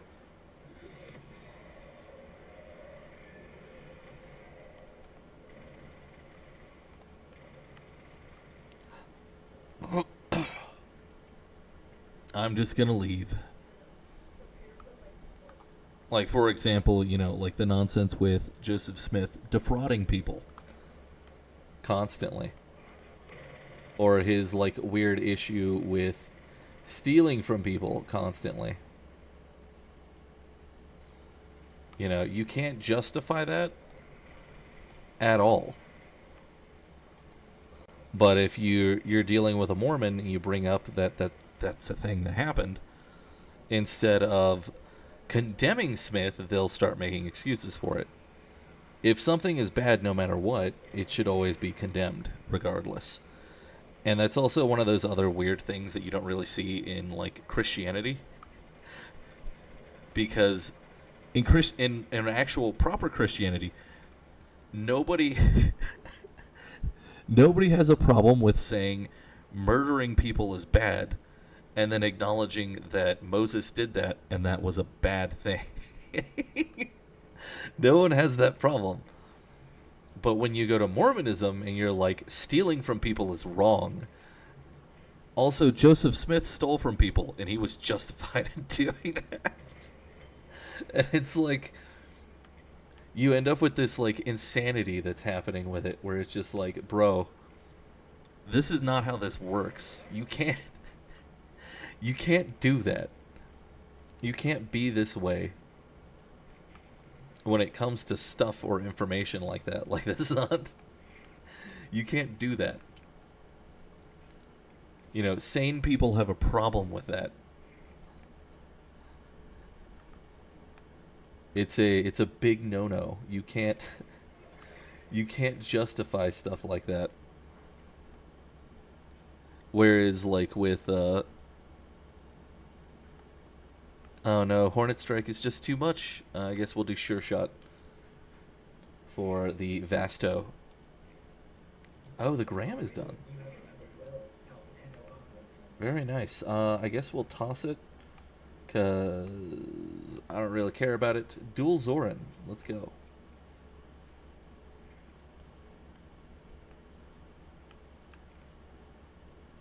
You know, because that's also something else, like, that's another thing that Mormons share in common with Muslims. Muslims will be confronted with, like, hey, XYZ thing is immoral and evil, and they'll agree. Or, without thinking, or they'll, you'll bring up, like, XYZ thing is immoral and evil, and instead of condemning that action, because they inherently know that their religion demands those types of things, instead of condemning those things, they will begin trying to, like, make a defensive argument of those things, rather than going, instead of just agreeing, going, yeah, this is evil, they will begin making a defense of those evil things, because they know that their religion demands it. Which is absolutely deranged. Like, that's super crazy.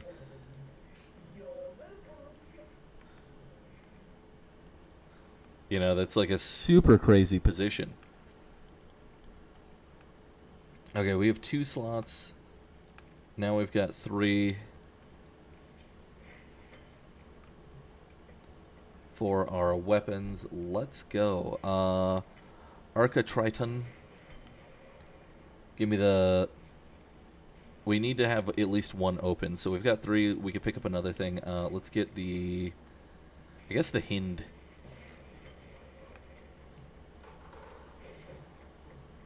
We also do have a bunch of like rifles and stuff that we need to kind of toss and get rid of. Oh, hey.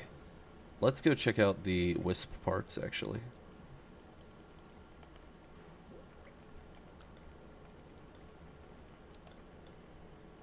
Okay, Wisp Prime, Neuroptics. I need...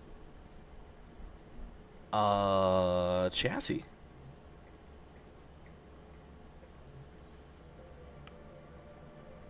And actually, let me see.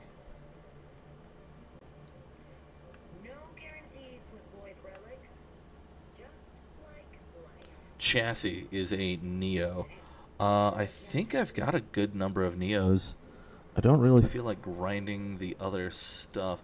Let me see. If we just run Neo missions, we may pair up with someone who already has one.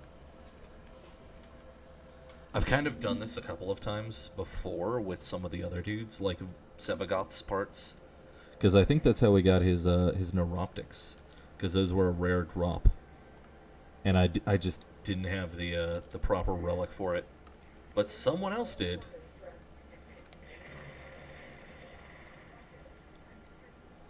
And it all worked out in the end.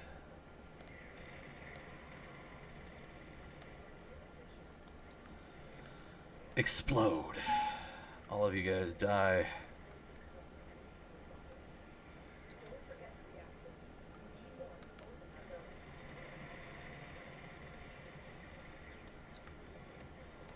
Where are the other dudes? There is no one else here. Why?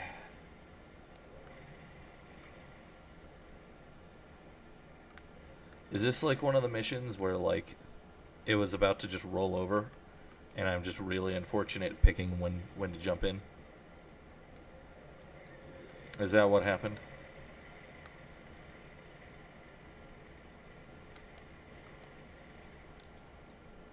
Is that what I've done just now? Have I broken everything?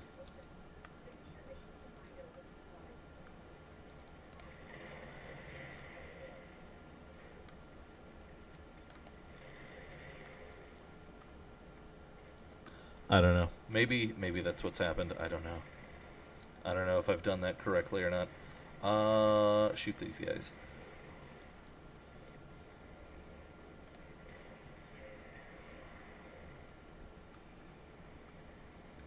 Alright. No, don't get stuck on that. Let's go. Let's go. Let's go. Oh, man. Okay, there we go. At least one other person.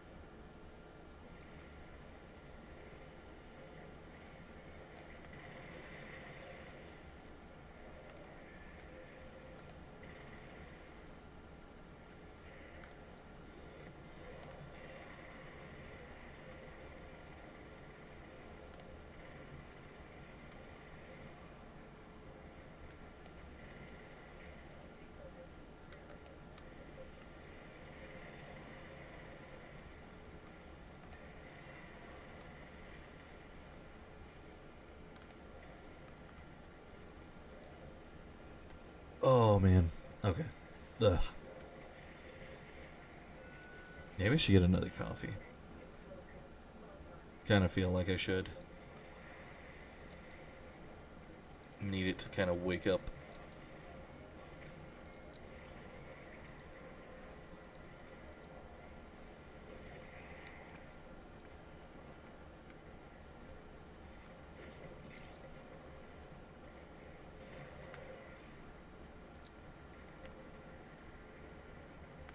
Yeah, I get the Icarius Prime part. Because I already have a ton of Forma blueprints.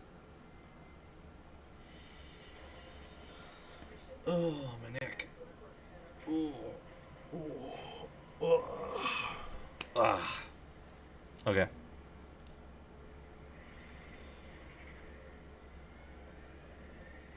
Ugh.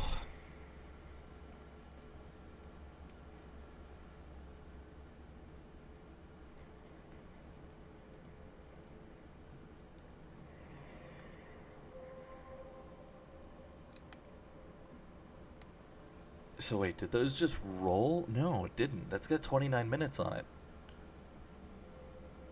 Oh, it's because the capture is still open. Because people like to run those because those are fast. Because you literally just grab it and then you go. You grab the dude and go. So everyone and their grandma likes those more as an optional thing because it's a faster mission.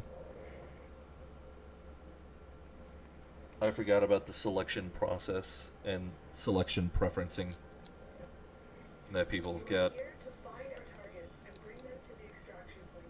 Happy hunting. Yeah, see, I'm detecting void fissures nearby.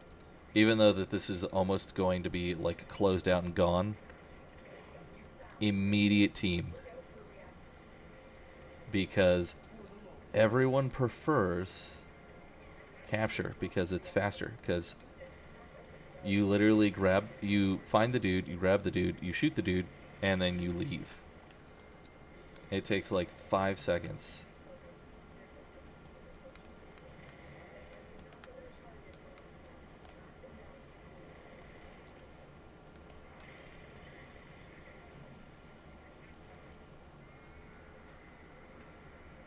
And then now I just need to backtrack to go grab some of these.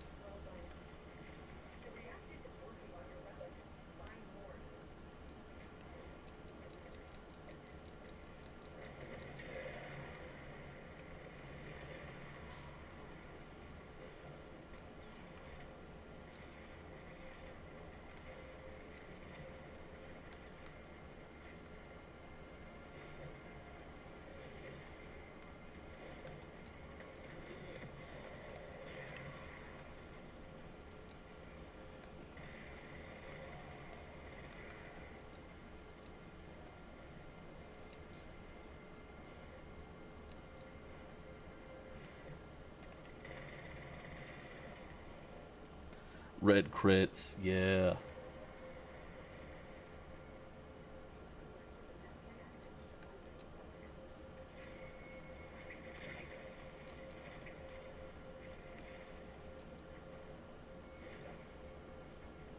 Bro, I'm on my way. Chill. Chill, chill. Chill, dudes.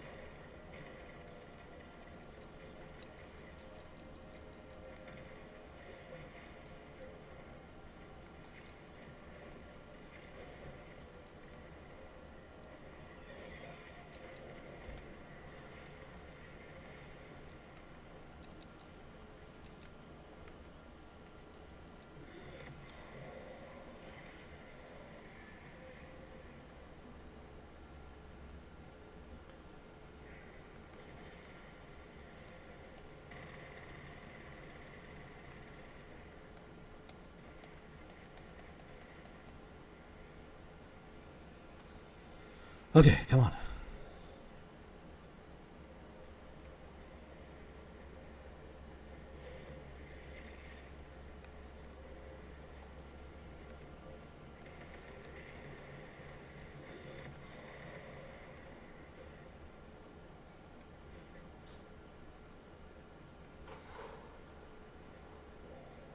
Bro, you guys need to...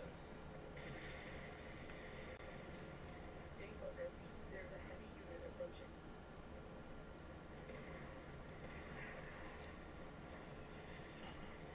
Well, whatever.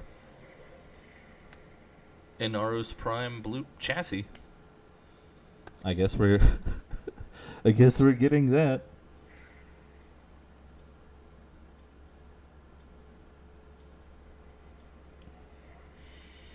Okay. Well, kind of sucks for the other guys, but whatever.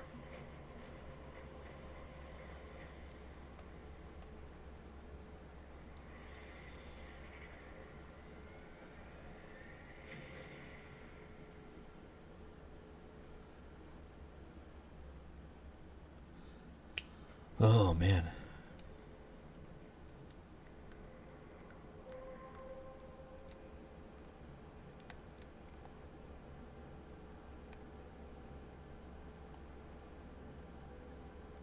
Yeah, so only exterminate now is open. Let's go.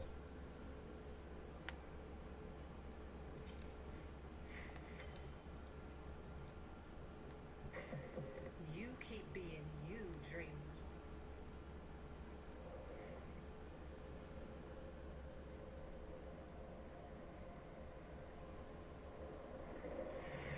I guess we could try and destroy Thumper tomorrow. That'd be pretty good.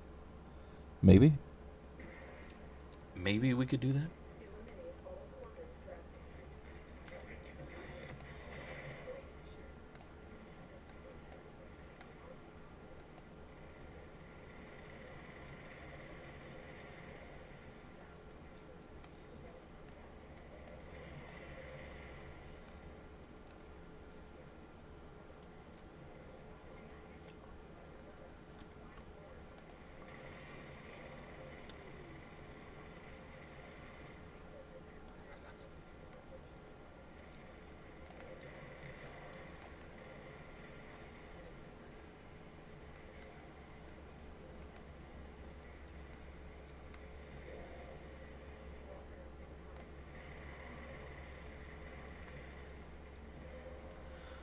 Sweet. Okay, let's just blast through.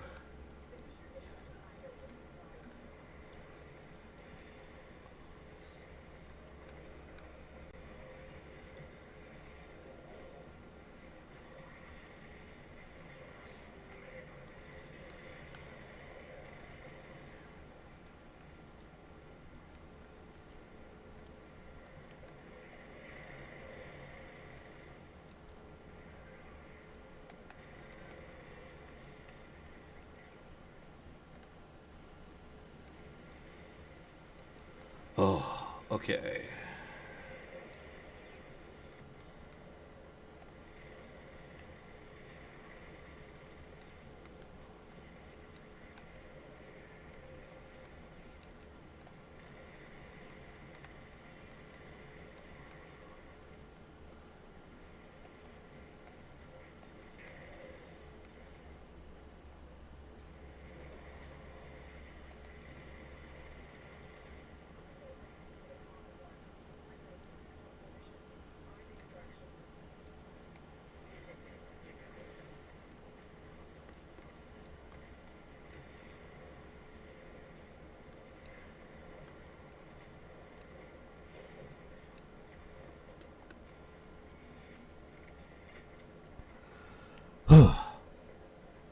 Oh, man. Okay. So, like, a lot of this stuff, too, I think this will also be kind of funny. But, yeah, like, functionally, I think they're way more dangerous because you have 2 standard IQ deviations higher. And then on top of that, you also have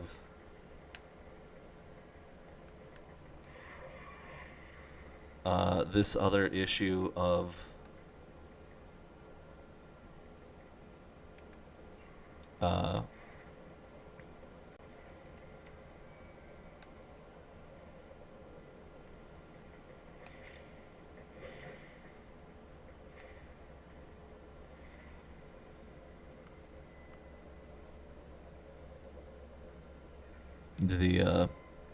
the other problem of that nobody actually thinks that they're, like, up to no good. But they have effectively the same theological errors, the same kind of informational views, the same kind of concept problems. They have all of the exact same fundamental errors and issues and mistakes and problems that Muslims do. And tying that off with higher IQ, way better resources, and a more squeaky clean public appearance makes them significantly more dangerous, in my opinion. Like, absurdly more dangerous. And is definitely something where that needs to be dealt with and regarded and treated the proper way. That they're dangerous. They're dangerous in way more of a way. Because, Mormons aren't necessarily known for blowing up buildings or attacking people or doing anything. But because of that, people don't end up having a proper conception or view of how actually dangerous they are. The only thing that people tend to think about is the fact that, Let's get back to it. oh, hey, I know this Mormon guy, and his theology's, like, super wacky. He has cartoon tier theology, but he's not a bad guy, and that's what people think. They don't, and because most people also haven't had to deal with a situation where, because of really bad theology, bad things happened or absolutely horrific stuff was going on as a result of that, you end up with this problem of a bunch of dudes being unwilling to acknowledge that bad theology is, derangedly dangerous. Because the average person hasn't had to put up with that or actually hasn't ended up in a situation where that's the case. They don't understand how dangerous bad theology is. They don't understand, they don't get it. And trying to press upon them that is kind of almost a silly waste of time, because if they can't understand it to begin with, they're probably never going to understand it.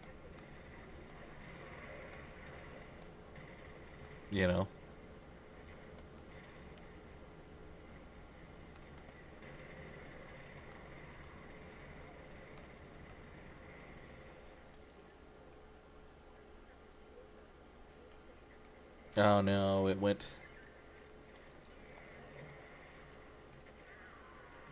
I have to wait till the next one.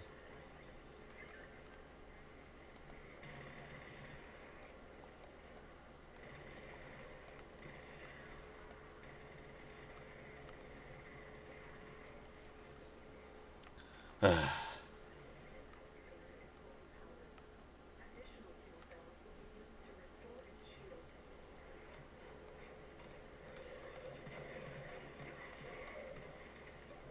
The scanner has picked up target. Go to the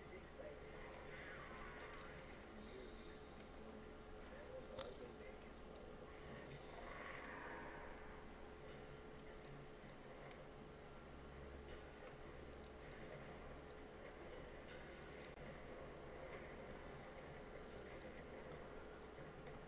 But as a the thing I was just pointing out too, though, the morality error issue, where hey, could you condemn XYZ action, especially because if you meet them and you bring up the fact that they're Mormon and then you ask them to condemn something like that, they'll do like Muslims do, where they suddenly become offended and they're like, I'm not gonna do this, which is kind of silly because it's an inherent acknowledgement that they know. That they know that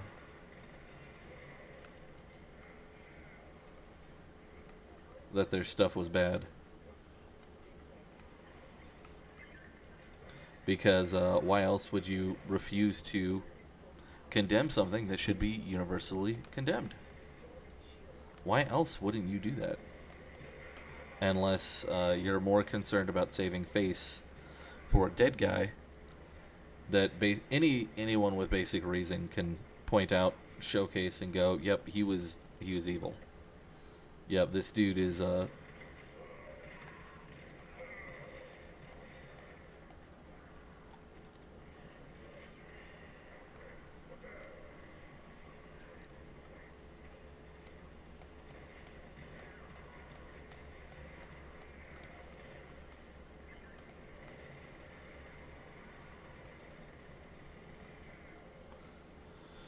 Because that would be, you know, functionally the only reason not to do that is because you know that what you're talking about and going over is incorrect, and that's functionally the reason for it and behind it and all of that. We are up and ready to party. I think we'll do this last one, and then I'm gonna go ahead and leave this round. Yeah. Yeah.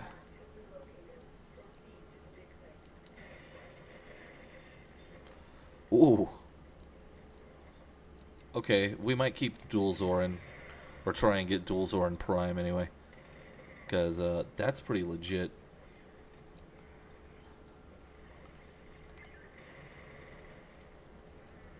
Not to mention the fact that Mormons have been, as a functional organization, doing some stuff that's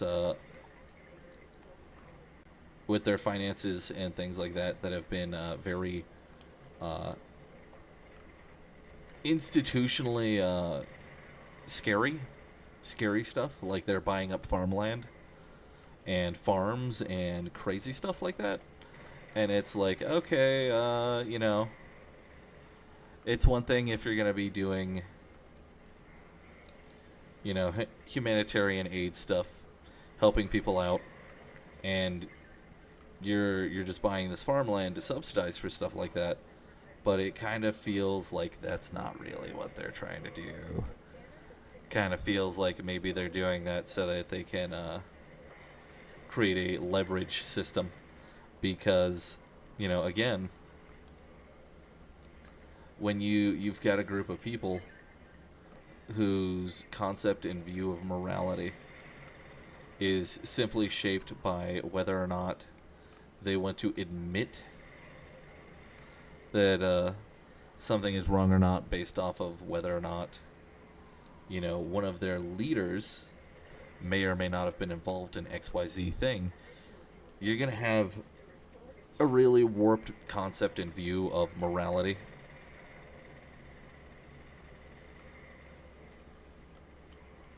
You're going to have some really, really bizarre stuff and ideas floating around.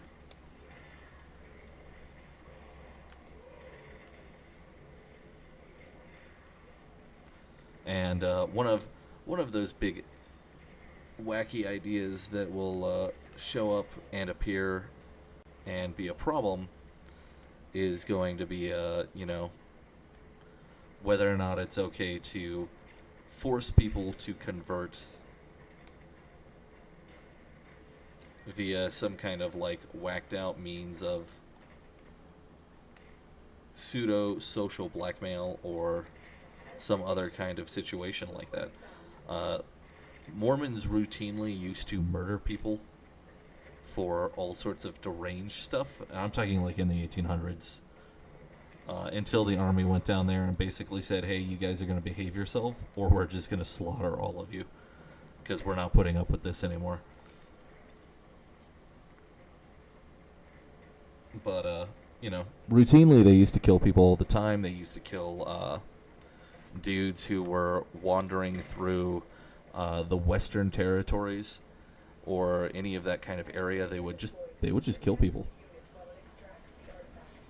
They would just straight up kill people and steal all their stuff. So, you know, their general behavior in regards to a lot of that kind of stuff is going to be very questionable. And, you know, they also didn't have any issues with turning around and then lying to the federal government about what happened. Hey, what happened to these caravanners who were supposed to be going out to these Western territories, like in California? Oh, well, the Indians got them. Well, that's really weird because they're full of bullet holes. And all of their supplies and everything else were taken. And, oh, would you look at that? We found some of their personal belongings here in your town. Can you explain that? You know, like just straight up stupid things like that. But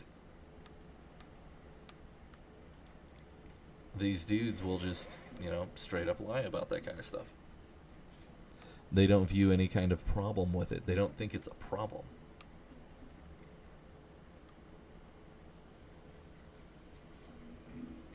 I don't think we're gonna get that part.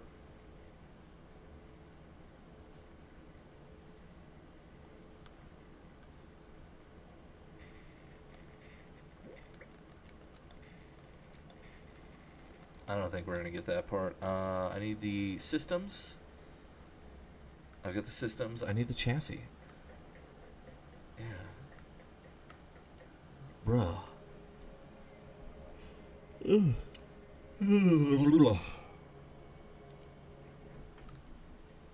I don't know.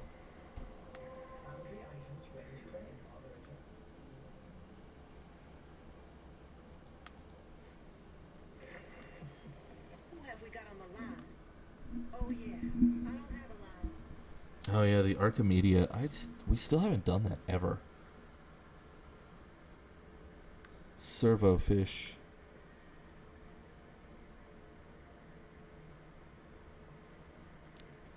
It's time for Nora to say goodnight.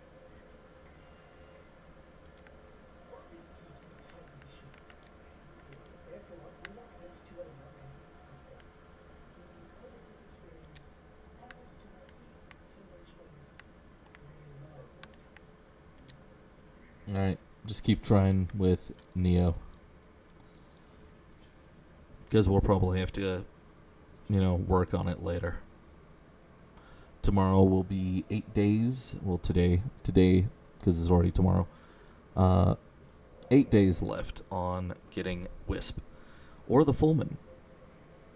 Which is really unfortunate and very annoying, and I'm not very happy about that.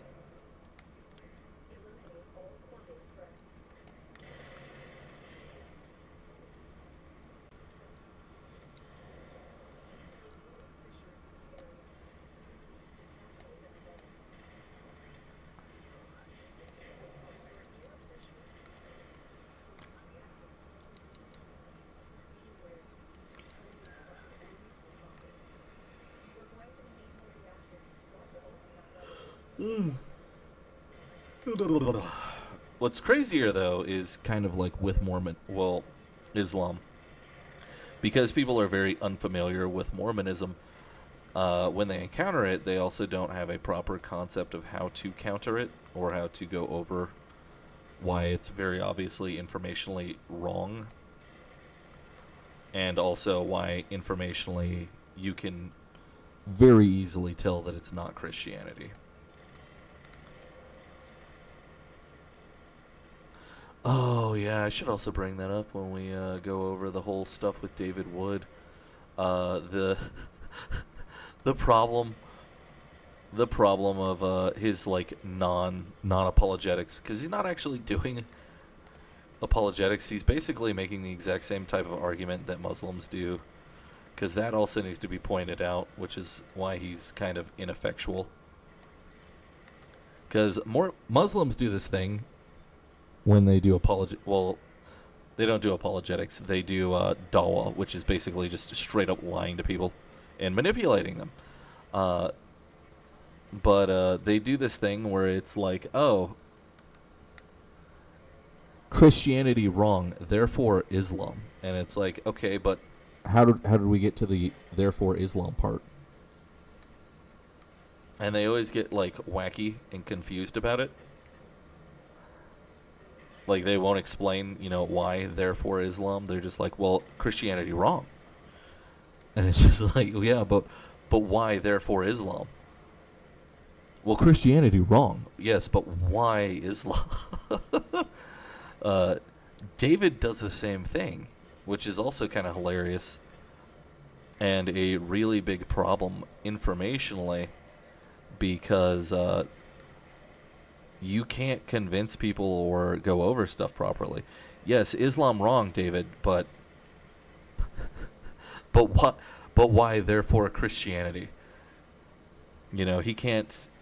I've practically never seen him go over fundamentally what the gospel is, how it works, what it means, any of that kind of stuff. I've seen him summarize it on his podcast, but I've never actually heard him go over or explain the gospel or any of that kind of stuff and fundamentally make sense of it or any of that.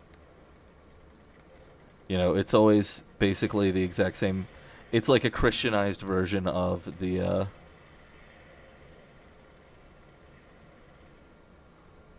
typical Islamic argument of this is wrong, therefore what I prefer.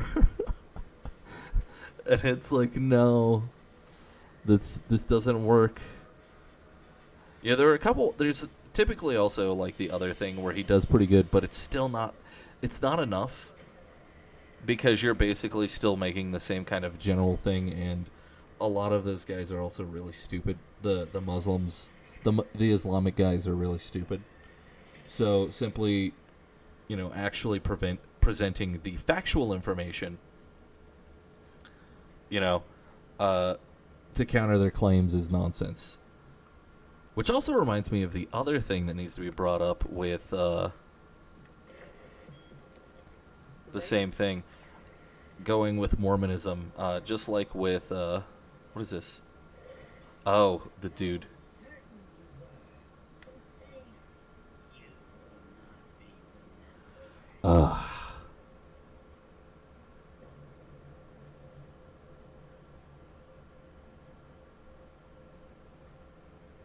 Oh yeah, I need more thingies. I am gonna go grab coffee real quick. Give me a hot second. I need another coffee.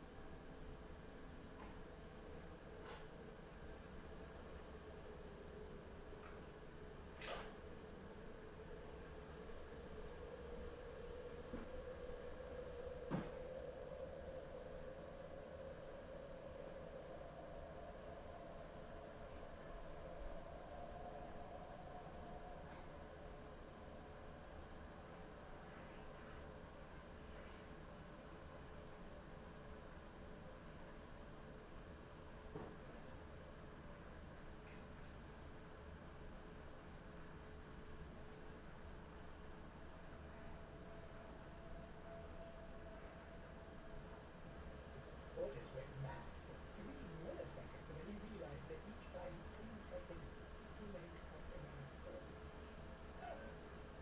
There they go again.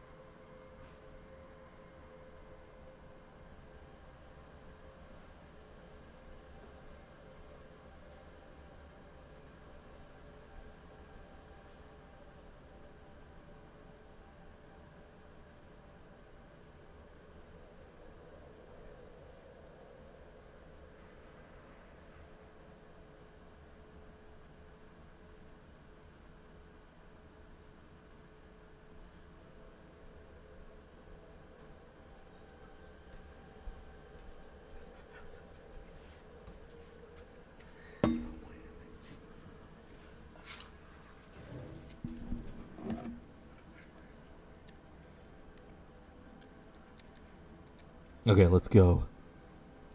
Got my coffee. We're ready to go. We're gonna do it. It's gonna happen. We're going. So yeah,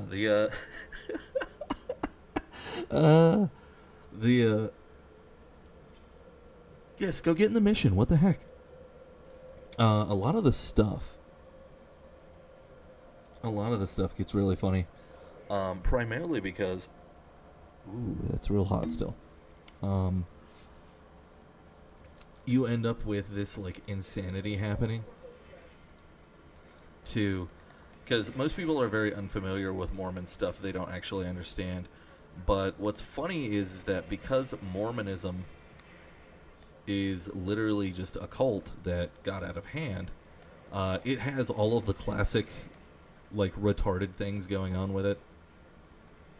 Like, it has all of the classic retarded things. Everything is built up around sex, because it's a cult. You know, you have, like, an overly weird, derived push for carnality. Like, way, way, way out there, and it's crazy, crazy. Because it's a cult. It's a cult.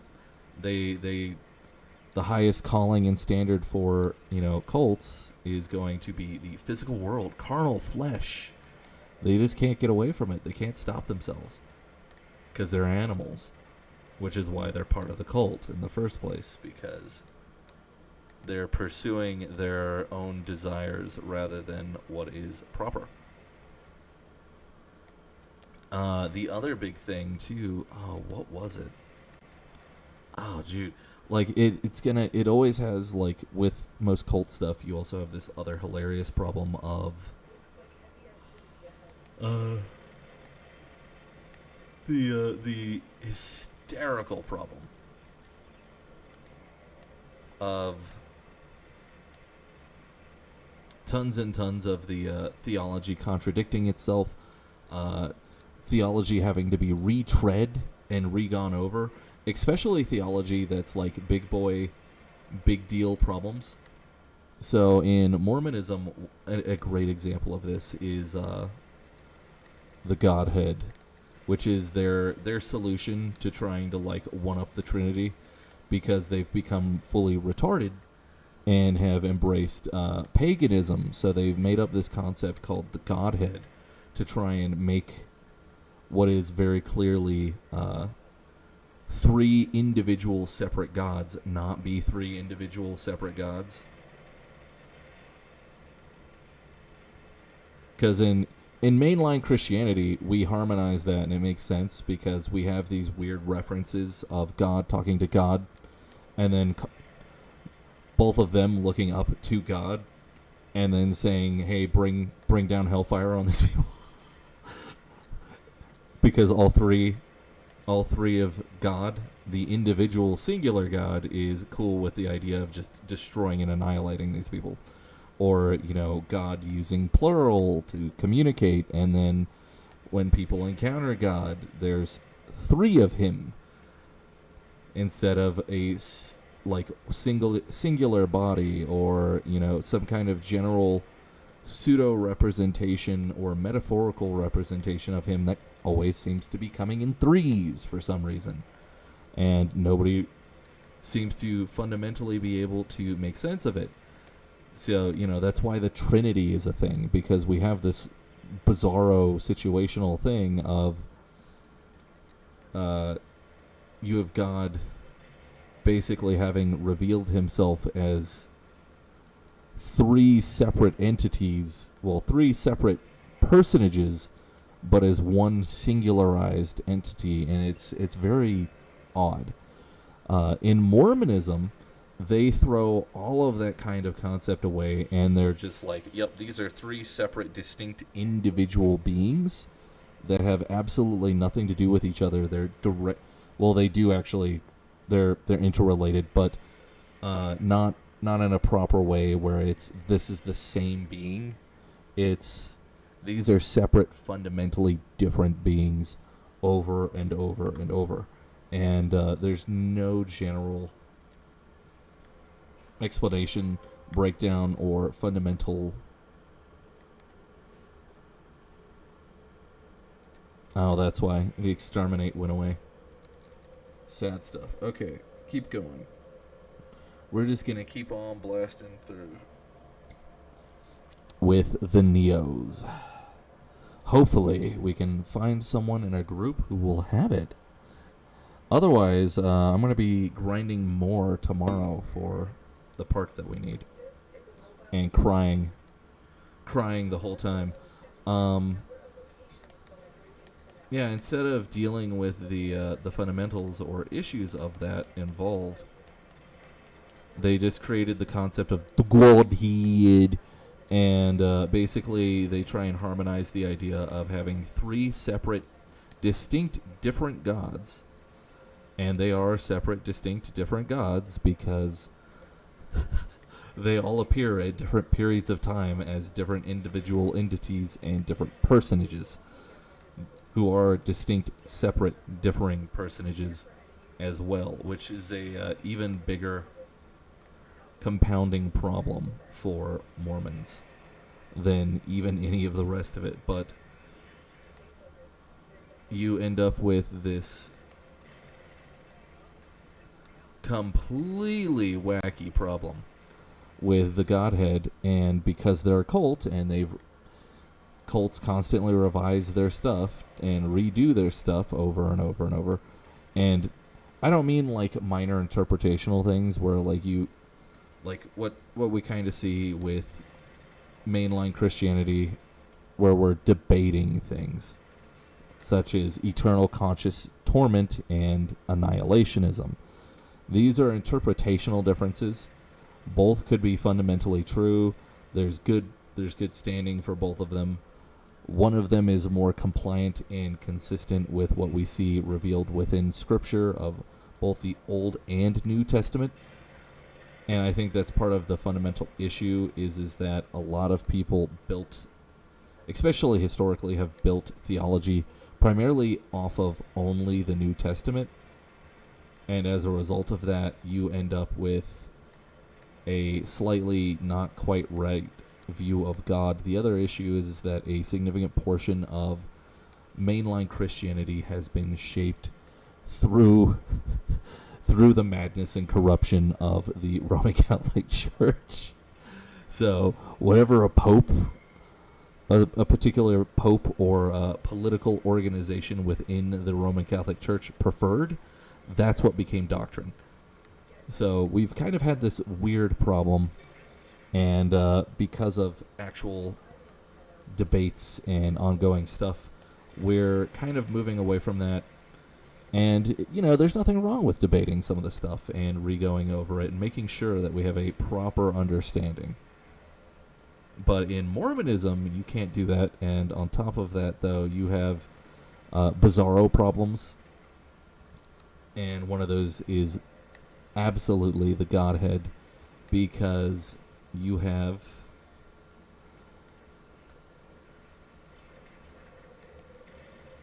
the fundamental error issue of the fact that allegedly Joseph super pedophile fraudster Smith spoke directly to God.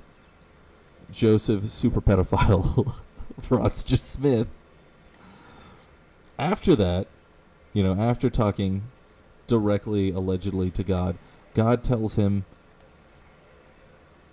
about the Godhead, explains how it works, yada yada yada. He writes it down, he puts it in a book, it gets canonized and processed. Cool. Okay. But the story doesn't end there.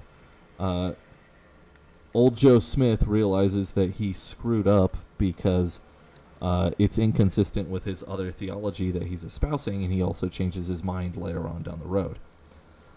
So Joe rewrites the entire section of the stuff dealing with the Godhead, and puts out a new version of the same book that goes over it, and does all that stuff. So you have this problem now. Now you have a problem of God, the Mormon Gob. We're going to call it Gob because it's not God. Doesn't even know his own nature or his own existence, which is really bizarre. Then you also have the other problem of the fact that the prophet, allegedly, that Mormon Gob has empowered to be absolutely true and incapable of making a mistake, has made a drastic, horrendous mistake that's also shouldn't be possible, because he's speaking directly to Mormon Gob about Mormon Gob. And Mormon Gob, of all people, should know everything about Mormon Gob. Duh. But apparently not. Apparently, Mormon Gob doesn't know anything about Mormon Gob. And, you know, his empowering of his prophet is basically just a bad joke because his prophet doesn't know Jack either, which is very weird. So he has to go back, he rewrites everything, and then now suddenly everything works and fits properly, vaguely properly, at least enough with the fake theology to confuse people so they don't realize that something's wrong. This is all provable. This is the original copy of Doctrine and Covenants. Has a dramatically different definition for the Mormon Godhead than what they currently espouse. It was fully canonized. It was fully accepted by their so-called church. It was fully promoted and run for quite a long while. And it has been a fundamental standard for them for a very long time. But unfortunately, because of their theological standards and what they believe, getting the Mormon Godhead wrong means you are risking serious hellfire. So and possibly will be going to hell. So entertainingly enough, because Joseph Smith is retarded and has changed, Joseph Smith and other individuals changed the definition of the Mormon Godhead. All Mormons will be going to hell. Fun stuff. Very cool. Very cool, Joseph. That's very awesome.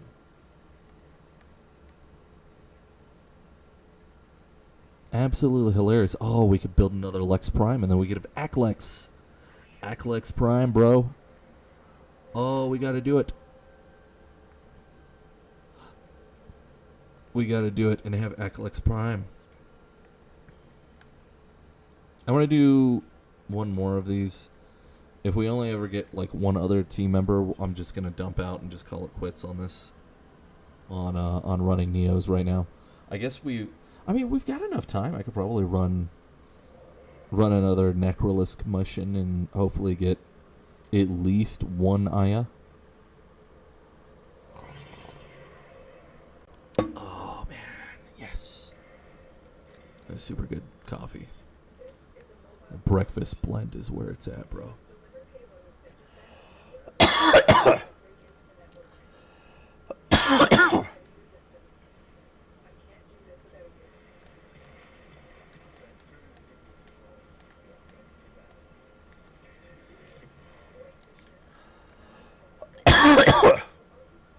Oh.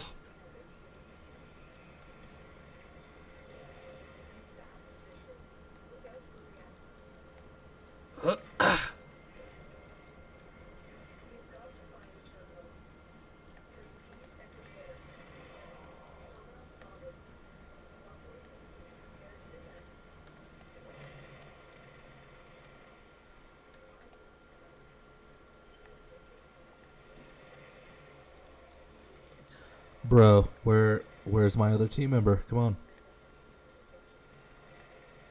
This is some doo-doo. This is some ripe doo-doo.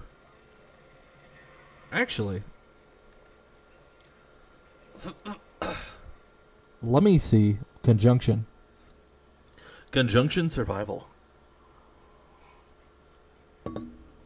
We could do one of those. That should always have... Those always have dudes.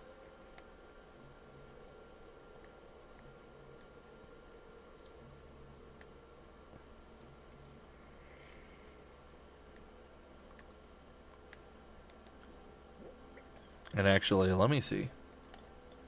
Nothing.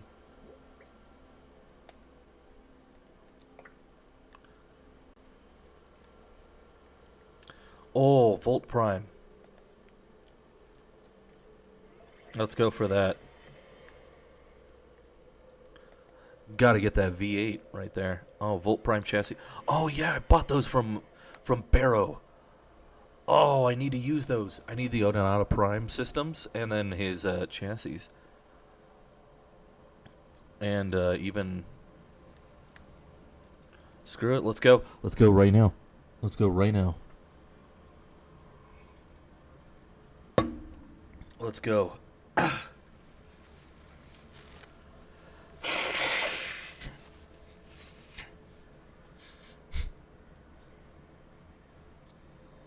Someone better jump in, or I'm going to be really ticked.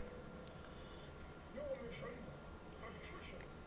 But on your whole route, will feature the minimal gates. Make your presence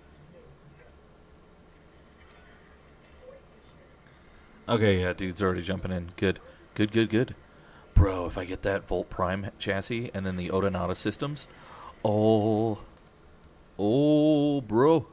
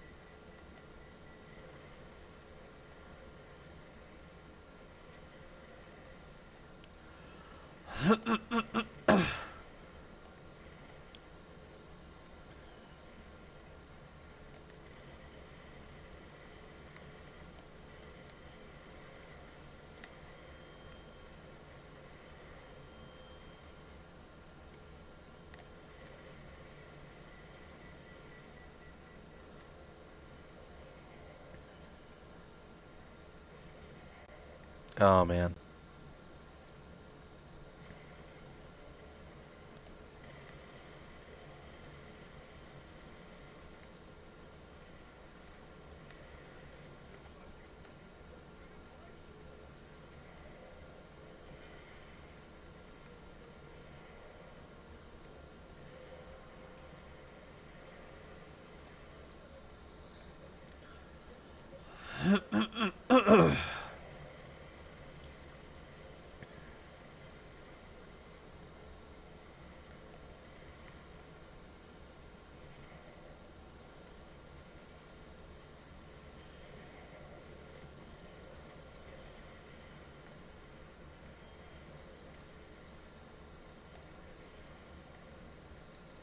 Okay, let's go get that object, whatever that is.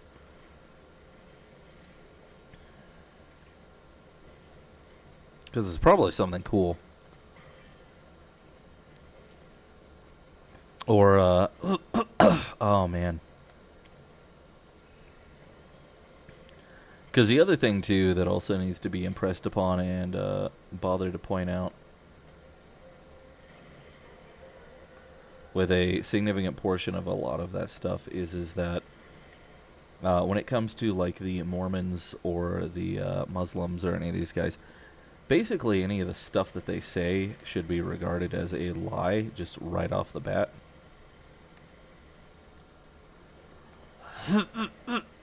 Because several of these dudes have basically been caught inherently lying directly about and purposely misrepresenting things on purpose, simply for the sake of trying to get people to convert or listen to them in their nonsense,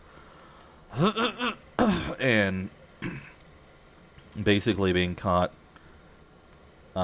promoting information that they know inherently is incorrect, because they're more concerned with getting people to think that they're correct than they are with basically anything else. And that's a huge problem.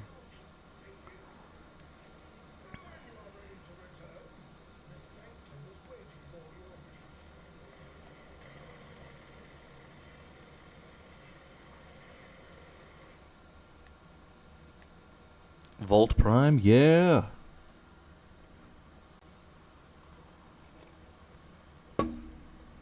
Heck yeah, bro.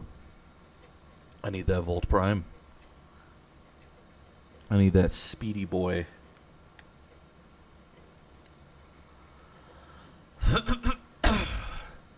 Let's try and get the chassis or the Odonata. Let's try for that. Hopefully the chassis. Hopefully we get the chassis. Bro, if we get the chassis, I'm going to lose it.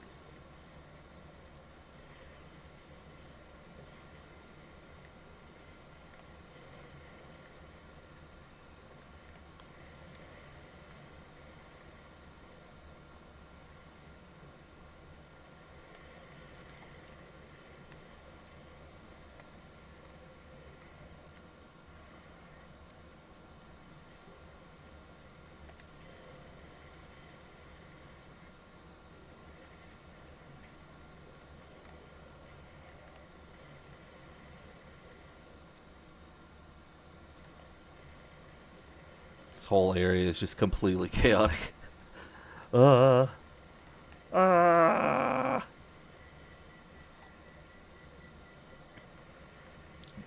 yeah, they constantly keep getting caught lying. The Muslim dudes are way more obvious about it. Like, they'll sit there and lie about stuff, and usually you can tell because they won't cite stuff. They're just like, oh yeah, we believe in Jesus too. We respect Jesus. This is a...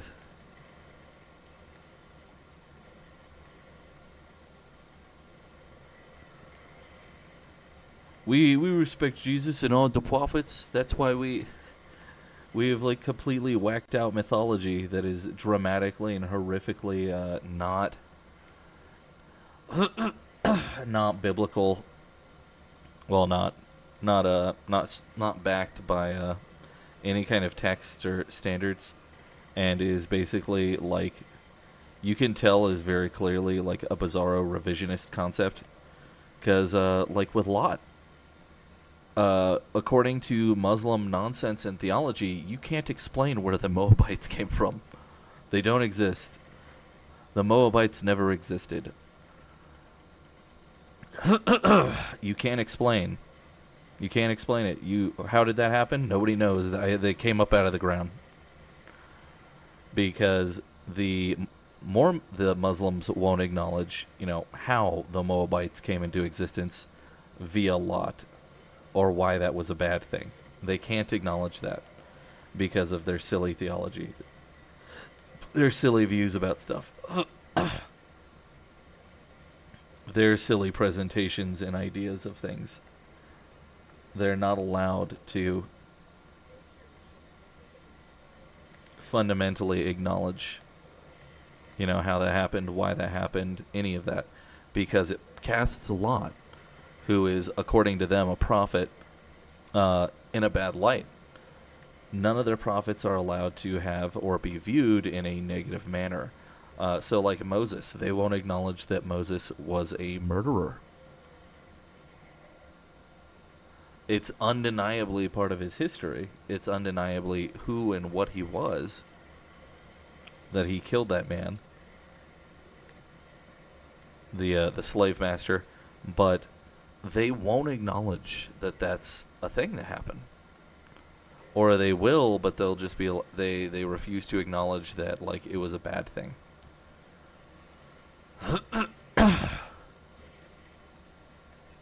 You know.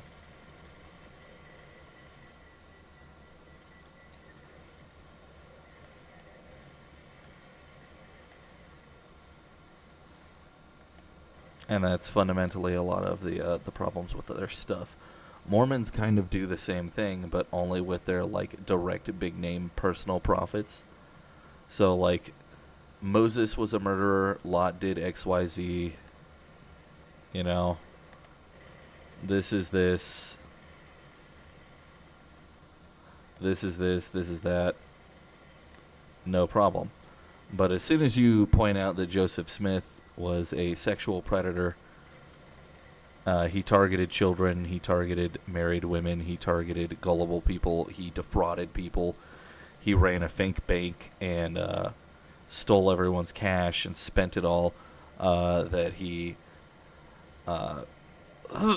very, very likely and pretty much is moderately kind of undeniable that he's responsible for the murders of various people, so he's a murderer by proxy. Whether or not he did that personally, we don't really know. But we know that he's, at least by proxy, a murderer. He's responsible for all sorts of crazy nonsense and horrific things. Suddenly, they can't acknowledge that. You know, that's... Whoa, bro, that's too far.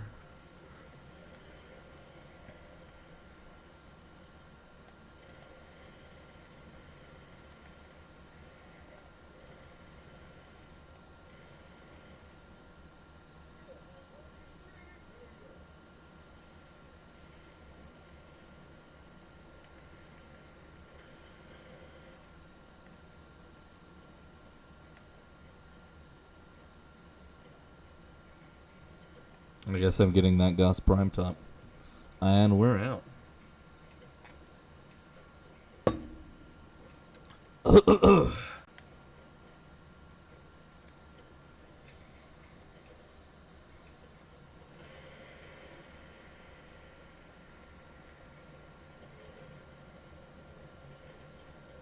Bro.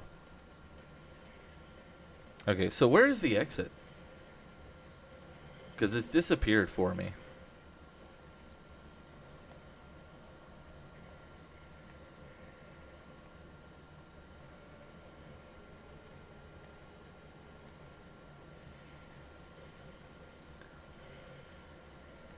Okay, so it's probably this way. No?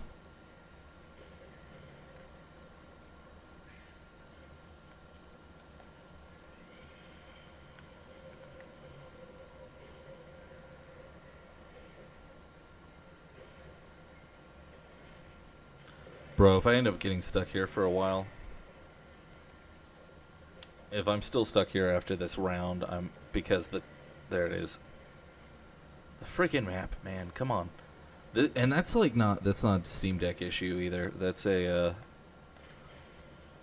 map rendering Warframe craziness problem. Ugh. Bruh. Bruh. So hopefully I can do a minor stream with Kita tomorrow, and we can talk over some of the stuff and do like a general news opinion thing over it. And hopefully that also...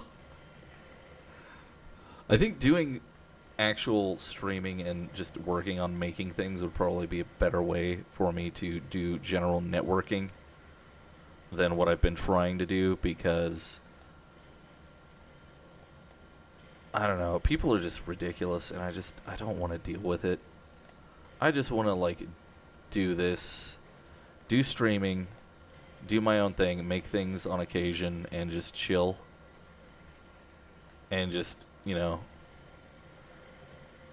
associate with, like, interact with people who have either want to debate or, like, go over the information. I don't really feel like trying to just deal with having pseudo internet friends when those friends are basically just kind of unreasonable, crazy people. You know, it wouldn't be an issue, in my opinion, if, like, some of those internet friends were... Actually, what's in an A8? Let me look at that.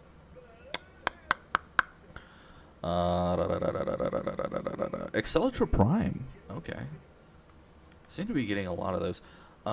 Wouldn't really have a problem with that if they were, like, you know, consistent in their viewpoints of stuff and not kind of all over the place. But because they are all over the place, I just can't really deal with it. And I just don't really want to. So I guess I'll just focus on making things. Maybe hanging out with, like, a couple people who are fairly consistent. Where the heck is Volt? Volt Prime Systems, heck yeah. Volt Prime Neuroptics, Neuros.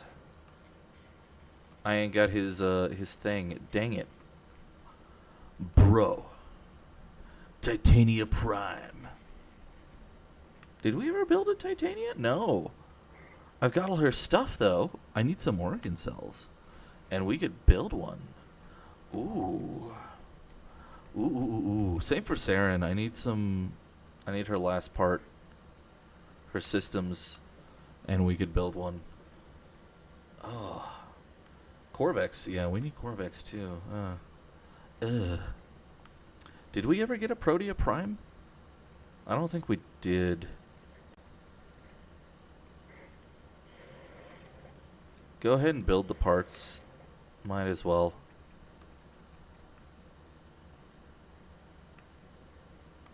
Same with Octavia Prime. Ooh. Blah.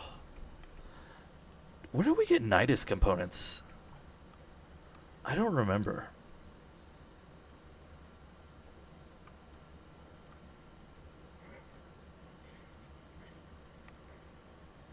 Actually, I've got some money. Let's go trade with somebody. We'll do that tomorrow for Volt parts, maybe.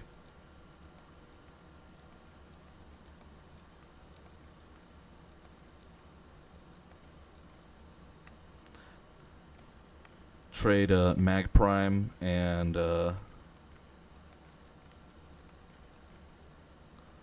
some of the other Italy bits for Volt Prime chunks.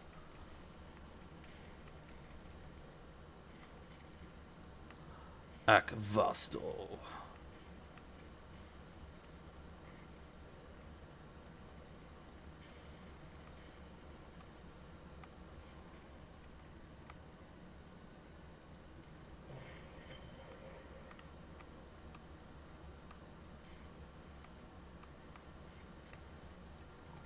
I don't have any organ cells. Dang it.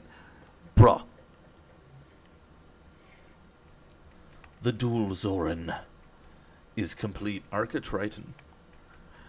Oh, yeah, this is that annoying... I don't like this one. The hammer is... Like, it does good damage, but, like, wielding it is kind of annoying. It's just not my jam. It's just not my jam, bro. Pressure point. We're gonna do that and corrosion. Yeah, we got 2 points left. What can I throw on? Jagged edge. Ooh. Do I have any secondary weapons? Talon. The Talons. I want to say it that way rather than Talons. I don't know. Because it could be pronounced either way, really. Right?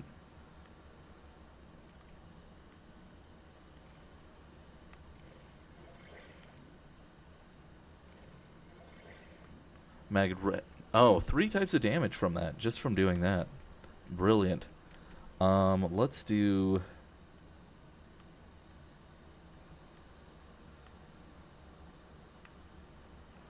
Hornet Strike. I got 6 points left.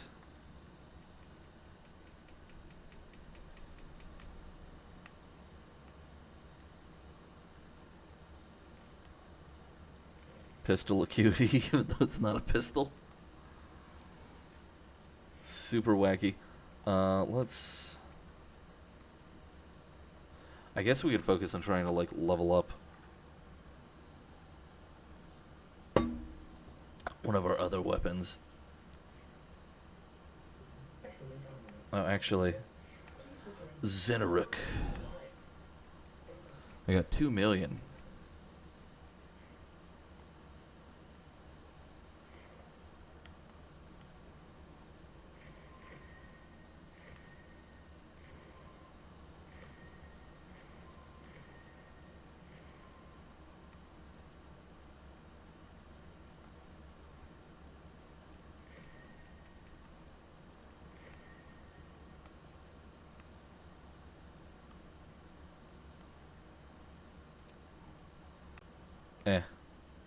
Good enough. Commit it. And let's go.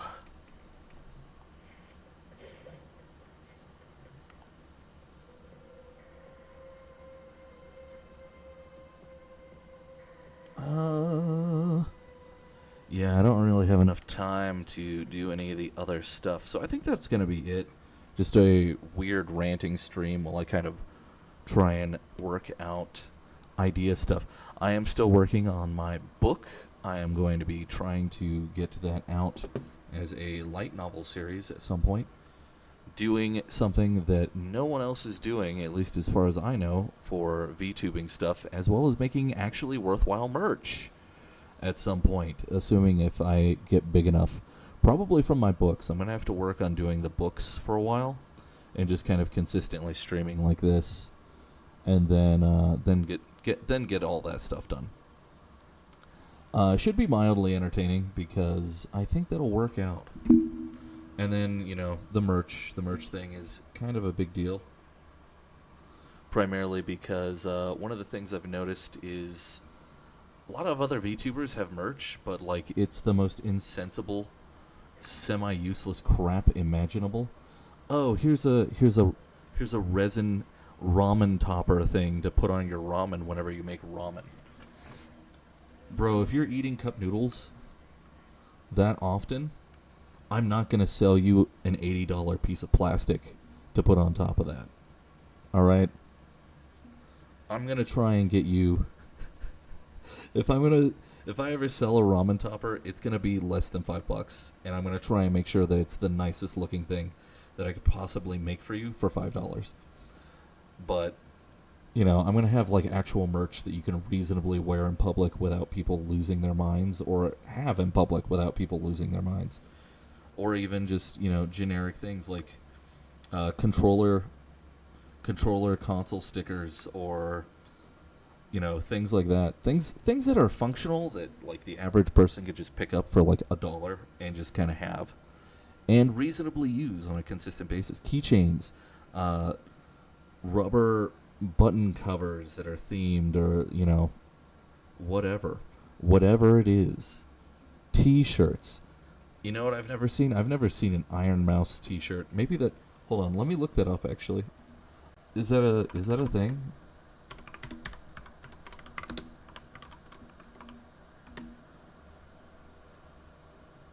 Oh, yeah. Well, no, TeePublic isn't real. Temu's not real. What the heck is this? Oh, no. One of the other ones, though, apparently has stuff through Hot Topic. That's trash. Okay. But, you know, maybe it's also because of, like, the corporate stuff that's going on. But, like, I've never seen any of that kind of stuff in public myself. And I do consistently kind of go to some of the stores. So, like, I don't know, man. I go to an anime store pretty consistently. I go to pretty much a bunch of those, actually. I go to Hot Topic. I go to GameStop. I've never really seen, VTuber merch in the wild. It's always online, and it's always, like, the most obscure, ridiculous crap I've ever seen. So, I don't know. I'm going to work on that. But, yeah, my book idea, I'm going to do that. As well as some other things, idea-wise, that I've had for storytelling stuff. Wanted to do comics, but I don't think that'll really work out. I think I'll just do it as a book first, and then if it does well enough, maybe look at hiring an artist down the road, or even just trying to do it myself. I don't draw poorly. It's just, I get distracted, and I just don't work on things the way that I need to. But it's just kind of, obviously you guys have noticed with my lack of YouTube content and making YouTube videos. But that said, this is it. So I will see you guys later. Thanks for watching, and hopefully I can get to working on a bunch of that stuff later.